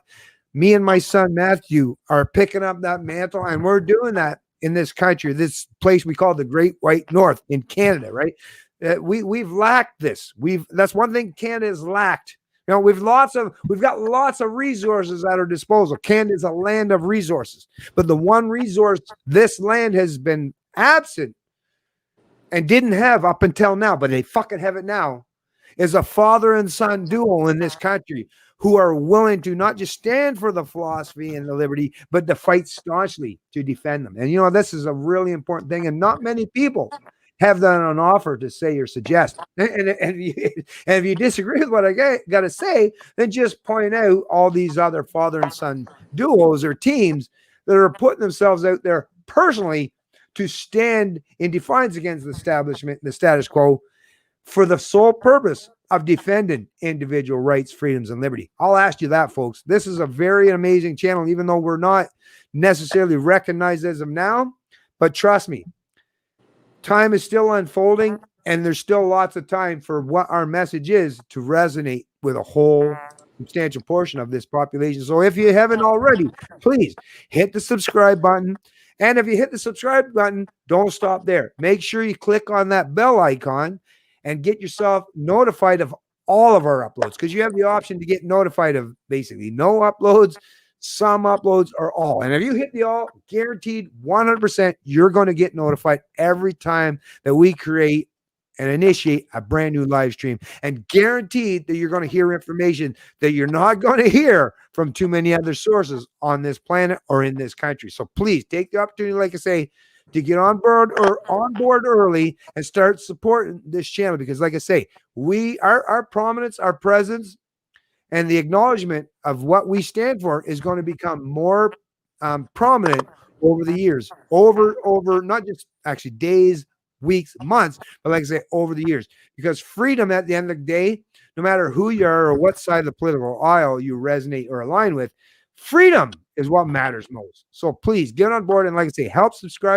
our channel by subscribing to it, supporting it, sharing it, and sharing this video. Because like I said, obviously what we had to say in this video, obviously what Matt, the work he put into making sure that he brought all this information and exposed that to you and brought it to light. This man didn't just work for no reason. Give him, you know, the credit that he deserves, and help share and expand on the knowledge that he's brought to you, right? Don't be scared. Sure, you're going to have some opponents that are going to call us conspiracy theorists or far righters or alt righters. Let them do their shit. Like I said, let that slip off you. Be your Teflon Don, right? That's one thing I respect about Don, right? The man himself, Donald Trump, is you can throw all the insults, hurl them at you is what you want. But it's like the man's got like an invisible shield. They just bounce on him. That's why they call him Teflon Don. And you can have a little bit of Teflon for yourself if you have the willingness and the rigidity to stand for liberty, even in the even when your opponents are lined up and fucking slinging shots and slinging arrows against you. Be willing to show that you have your own guard and you have your own defense, and you're willing to put on that shield of liberty to defend yourself. So please help out this channel and help support those of us who are doing the hard work and putting in the effort to properly inform you about the kind of shit and situation that's actually unfolding before you. Because the information age, you can't rely on the establishment, right? Those are the ones that are benefit at your expense. If you want to benefit yourself, you got to counter them and support people who are challenging them. Anyways, that's another thing I just want to get out there. But go 100%. You know, people got to support content creators like ourselves, and you know, especially even I'll make this commitment to you guys. I'm pretty sure my father would too. That any money that goes into donations goes back into the fight for liberty. So 100%. if you want the product value, I just throw this together in my room for now. I would say the first 10 years of my activism, I was mainly a researcher. I did a little bit of things on public camera, but I usually was the guy who was behind closed doors, just researching the material, maybe put out some stuff on my social media. So I understand the liberty movement. I find that people are hesitant to go and donate to people because they don't know if they're going to actually stick with it. But if you look at me and my father's Facebook channels or social medias, we've been here for over a decade. I am taking it serious. And when I do see donations or any kind of financial support come in, it definitely gives me more ambitious to put more content out, to definitely make the quality of the content get better. And yeah, our opponents, they have no problem funding their little foot soldiers, whether it's Antifa, BLM, and all that kind of stuff.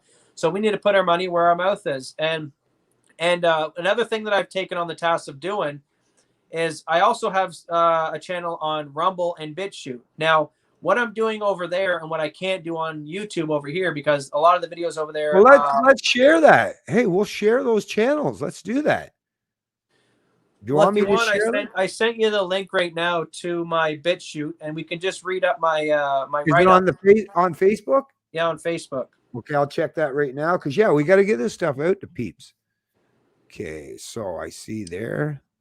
So my BitChute, my Rumble is where you'll get the stuff that I can talk more off the cuff over there, right? I don't need to worry about censorship. So over here on YouTube, we do self-censor some topics. And today I'm actually worried about this podcast because a lot of the clips that I used before, the mainstream media doesn't want to cover a lot of them and have censored them. So this podcast, it may very well be deleted and censored the minute after we wrap up here today. So it will be backed up on Rumble. It will be backed up on BitChute. And this is why it's important to go over there and make sure you subscribe so that we won't lose this stuff in the memory hole. And I think my father's working on pulling it up over there. And while he is, I'm just going to quickly Actually, not only is it going to be backed up because me and Matt have decided to once again pay for StreamYards, and thank you StreamYards for this option. I really appreciate it. I wish that you would get and garner a much larger participation on your platform so you could reduce the price, because I'm sure you folks are capitalists that would love to offer this product and this service at an even greater price point, especially for us Canadians who desperately need it. And like I say, I really appreciate of you folks that have created this venue and this opportunity for us. But the one thing I really respect of StreamYards in terms of paying for it, now when I'm just getting my 20 hours for free, and once again, thank you StreamYards for offering the free service where you do at least give us the ability to promote your platform while also being able to simultaneously use it for 20 hours per month. And like I say, I've used it and I've taken the generous ability to be able to use your platform freely, and thank you very much for doing so. And I will mention, though, I always do promote and support your channel, or I'm sorry, your platform.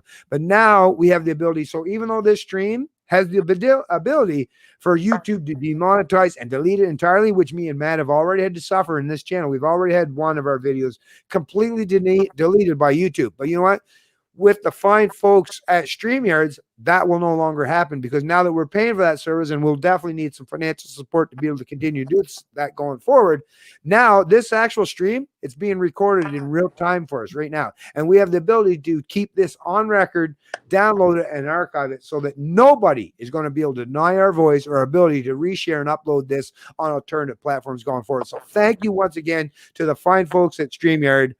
And like I say, I hope at some point in time we can get to a lower price point, but thank you for at least being the kind of people who put this kind of service and initiative out there. Because once Google Hangouts went down, I didn't know where I was going to pivot or turn, right? There was very few options available to people like myself to be able to put our message out there. And StreamYards definitely came along. And these are two young gentlemen, and I got mad respect. Maybe at some point in time, actually, I should reach out to these young gentlemen.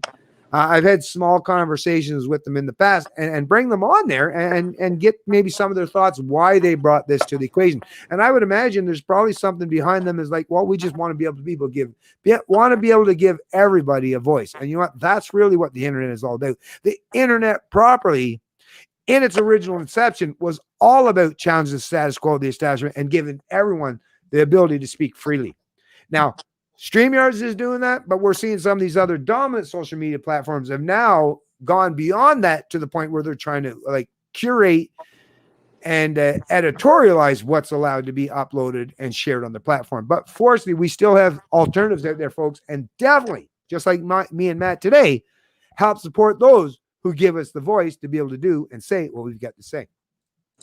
So I'll just go and if you want to go to the about section there on my BitChute, I'll read that out for everyone right now. Okay.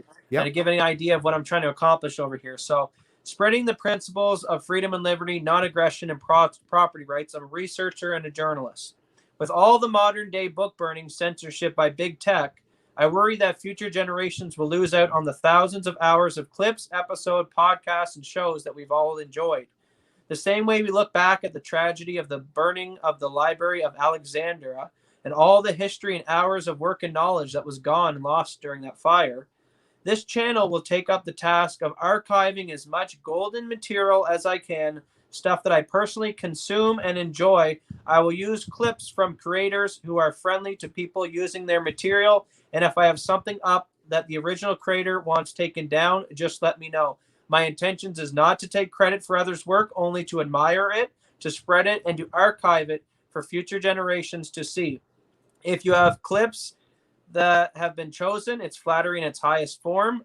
This task of archiving will consume a fair amount of time and of my time. And if you wish to financially support me for putting in that work and the work I will do on my own personal videos in the mix of this channel, you can send me over and I give you a list of Bitcoin, Ethereum, Bitcoin Cash, PayPal, and all that kind of stuff to help out. So right on, basically, man. to summarize, again, like what I just said there is, this is what I plan on doing over here at BitChute and Rumble is, it made me mad when I seen content creators like Alex Jones and others who overnight, Stefan Molyneux, who overnight lost thousands of hours of content, just completely deleted overnight. And now, for example, on my BitChute, I have a whole bunch of shows from Alex Jones from 2011.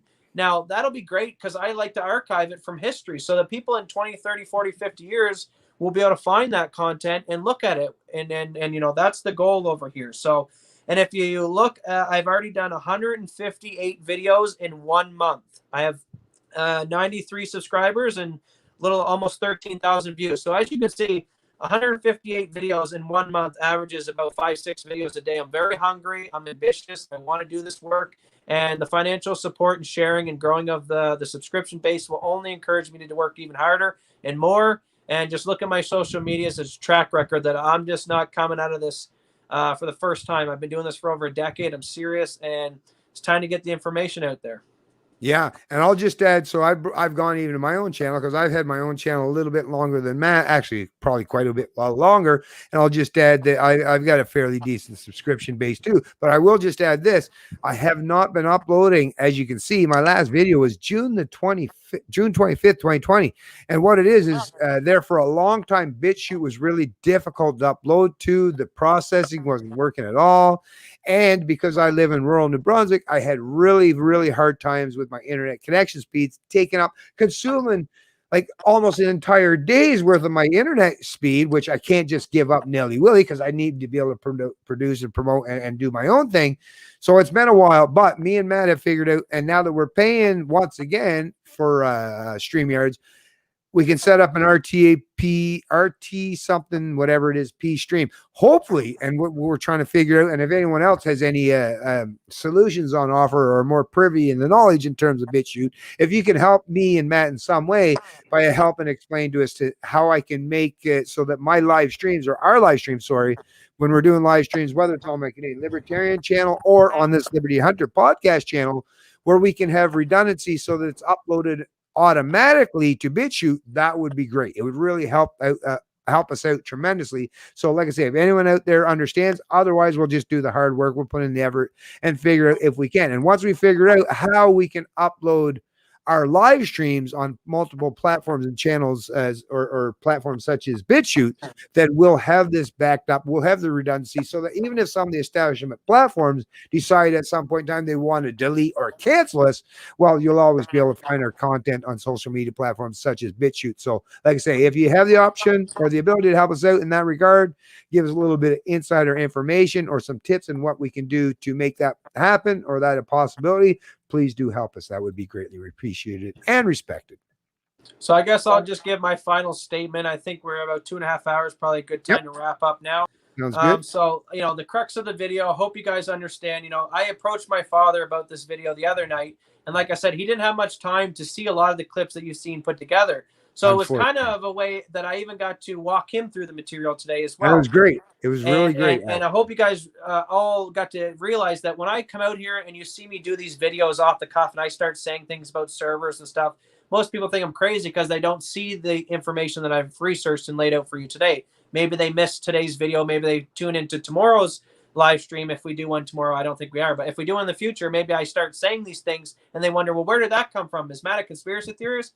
Majority of my research and majority of my talking points, I don't just go and believe BuzzFeed. Okay. I listen to generals. I listen especially into military intelligence and that kind of stuff because these are the people who have power and actually can sway and do things rather than BuzzFeed. What's BuzzFeed do? They write articles and they try to put out propaganda. Well, General Michael Flynn has actually run intelligence programs, has actually manned soldiers in Afghanistan and the Middle East. He probably knows more about intelligence and how everything's working with the election than BuzzFeed, who has never probably done anything other than just research and put out articles. So, when I put out these talking points, know that it's very well researched, it's very well vetted, and for the most part, and it could be propaganda. I'm not naive to think that governments don't use military to put out propaganda, of course.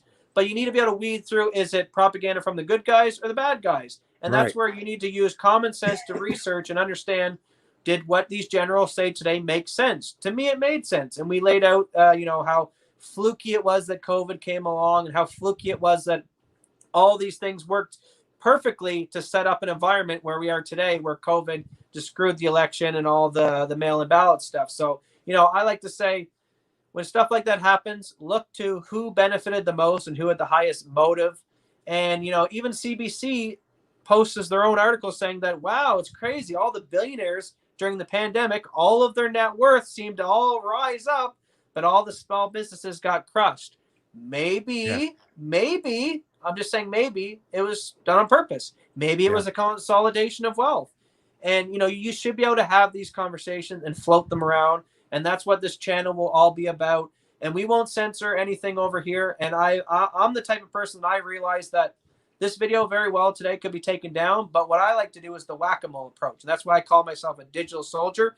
So if they take down one of my channels, now that we have BitChute and these other programs like StreamYards backing up and saving all this archive, it takes 2 seconds to make a Gmail account, to make another YouTube channel, and to overnight, just with my high-speed internet, boom, upload my entire channel again. So this is what I've learned that Alex Jones and all the other digital soldiers like Michael Flynn have said, that as much as we want to run off of these social medias, these big tech companies, and go back into Rumble, BitChute, and all these other ones, we also need to realize that we can't give up these platforms. They do hold a vast majority of the base on them. They do have billions of users, unlike these smaller content creators. And most people on Rumble or BitChute are probably on Rumble or BitChute because they're libertarians or free thinkers. So we're kind of in an echo chamber over there. Yeah, I understand that. And that's why I realized that we can't give up the fight on the YouTube and Twitter front. So the content creators out there like Luke Rudowski and Tim Pool, who like to skate the line just to be able to stay on the platform,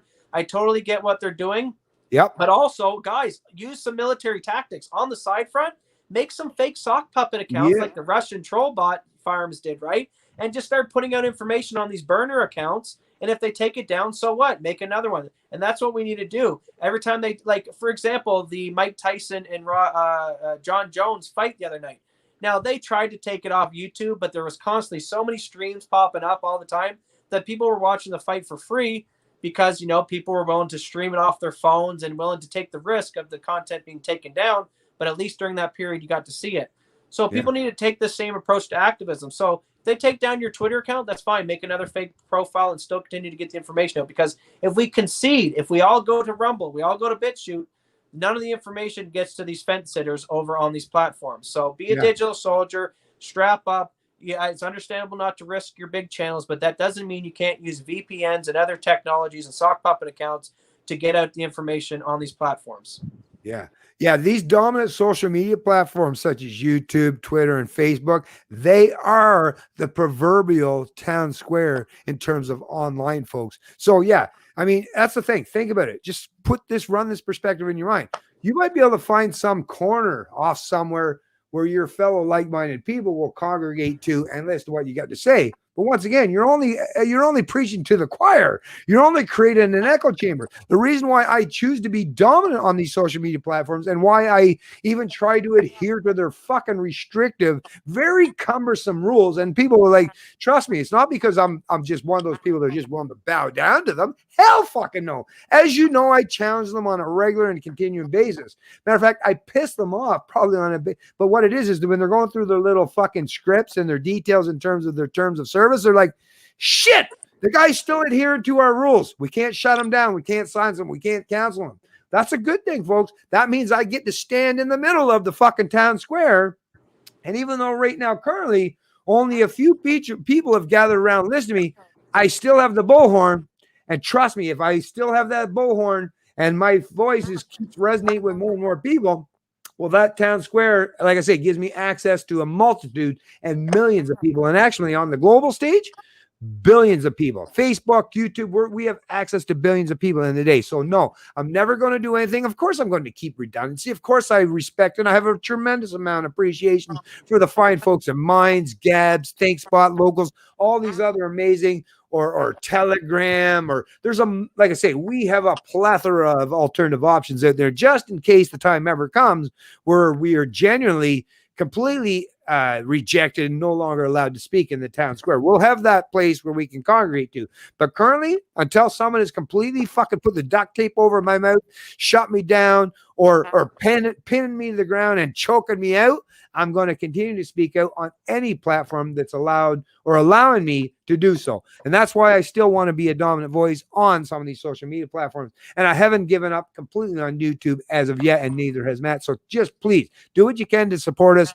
Keep us out here fighting the good fight, especially on these main platforms, on the big stage and on the town square, because really that's where we got to do. That's where we got to be if we want our voice to finally resonate with enough of the population, where we have the rigidity, resilience, and enough people on our side to defend properly against the authoritarians among us. That's what needs to take place, and we really need you to support us on all the platforms. Don't just look for the echo chamber on alternative platforms, because once again, that's not what we're at. We're all about, like, I want to challenge my opponent. And if my opponent's not on the alternative platforms, like I say, as much as I love and have mad appreciation and respect for all you people who agree with me, you're not the only people I want to engage in dialogue. The people I really genuinely want to engage in dialogue with are predominantly my opponents, or at least fence sitters, right? And that it usually happens on these big dominant players or platforms, folks. I'm sorry, that's not a reality. I didn't create that situation, but it is the reality. And this is a message to any of the big content creators, you know, the Dan Dixes, the Luke Radowskis, you know, the people who have a decent following, the Tim Pools. We are changed. We are changed. Yeah. All these guys that I all love and follow a lot of their work. If you do stumble across me and my father, some smaller content creators that you listen to their podcast, like, wow, these guys are putting in a different perspective that, you know, I haven't heard, and you enjoyed the content, have us on your shows, because we know that that's the best way. James Corbin, all these guys, check them out and support them. Even though they've been kicked off a lot of platforms, they're still out there and putting their voice out. Actually, James is still on YouTube. Bad respect for James for staying and maintaining his presence there. But yeah, go ahead, Matt. Sorry. Yeah, because what I've noticed is a lot of these big content creators, they collude with each other, which is fine. You know, if Michael Malice wants to bring his base over to Tim Pool, and then we watch those two talk on a podcast, and then now Tim Pool people go and subscribe to Michael Malice because he likes to say, then that's great. And we are growing a lot of subscribers that way when it comes to these bigger content creators.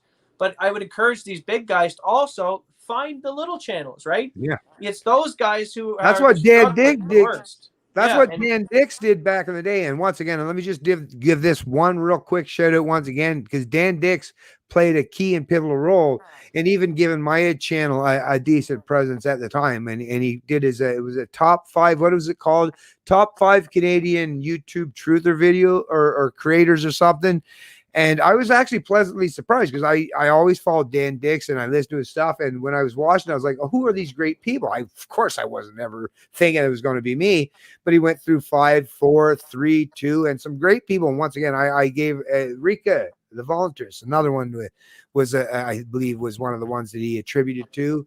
and a few other great Canadians, but it turned out that I was number one on his list. So mad respect for Dan Dix for doing that. Because once again, that's really what's important at the end of the day. It's not just about self-promotion. You know, of course, we got to take care of self first and foremost, but at the same time, let's help respect and promote those other people, which is what I've been doing for many years. I've promoted a plethora and a multitude of channels that actually, even at my own detriment, have gained actually even more advantage and maybe even more subscribers than my own channel. And no, I'm not resentful or envious of that. I'm very appreciative of the fact that I helped promote, these people that are advocates of liberty. And, if you want to get your information from someone else, maybe you have a particular way you want to hear things.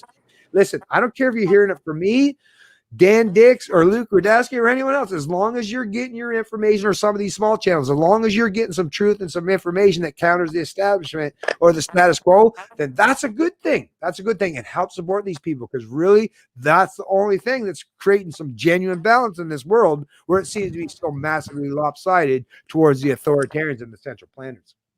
Yeah, and it's the whack-a-mole effect, right? Dan Dix, I think, recently got taken down off YouTube, didn't he? Or yeah, poor Dan, man. So and he's worked very hard over these years. 100%. Hard-working guy, man. Here's the message to the Dan Dixes and Luke Rudowski.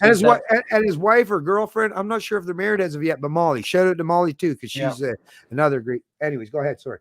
Yeah, and the message to the Dan Dixes and Luke Rudowskis is, yeah, you guys are the big guys right now, but every time you help a small channel, it's another person that they now have to try to censor or take down. So you're constantly building up the army and building up the whack-a-mole scenario. So, the more content creators we support, the little guys are the ones that I think slip through the algorithms, right? So as much as Dan Dix has a big following of, let's say 60, 100,000 He's also got the big target. He's also got a big target, which means the censors block a lot of this information, and maybe his core dedicated 10,000 out of his 100,000 followers constantly seek out his information, but he will know that his live streams don't reflect the viewership amounts that his entire channel has in subscribers. So a lot of the information doesn't get through the firewall. But little content creators like my father and myself, who maybe have a couple thousand or maybe even 10, 20,000, we still are not on YouTube's radar yet. So we can kind of in some ways pull more viewers than you guys, because you're talking to echo chambers where the algorithms might let us get into a few fence sitters. So encourage the younger guys, encourage the small content creators, because everyone that you go, like my father said, maybe he had maybe a couple hundred subscribers. Dan Dix shouts him out. He gains thousands. And then that gave him a bunch of encouragement, and it brought a bunch of new people over to his content. And, now you created another whack-a-mole that they got to try and beat down and try to censor. So every time Dan promotes other content creators and these other big guys, you're just building your army of soldiers, and we're all flattering each other with each other's content and ideas. And at the end of the day, it doesn't matter about us. It matters about the principles, the ideas, and what we're trying to say. So I don't care if you take my video, use my video, I win on your coattails, you win on my coattails. It doesn't matter at the end of the day how we achieve any of it. What matters is we achieve freedom and how we get there. Exactly. You know what? That's about the best way that I think. I don't even have nothing to add to that one. I think Matt summarized and summed up this video perfectly. And like I say, I really enjoyed this stream. It turned out to be yet another excellent Liberty Hunter podcast. So like I said, for you folks, help get us out our information, our message out there by sharing this video and liking, subscribing, and sharing all the content that we produce and provide on the Liberty Hunter podcast. And make sure that you're out there looking forward to the next video and stream, because I guarantee we've got a whole lot more information and liberty fighting aspects that we've got that we're going to share with a multitude of people. And we're not going anywhere, folks. It's not like we're going to ever give up this fight. This fight, that's the thing with freedom and liberty. It's a fight that you take right with you to your grave. So it's a long-standing project, and we're not going anywhere anytime soon, no matter if it's one person or a million people that are watching this. So we'll see you in the next stream.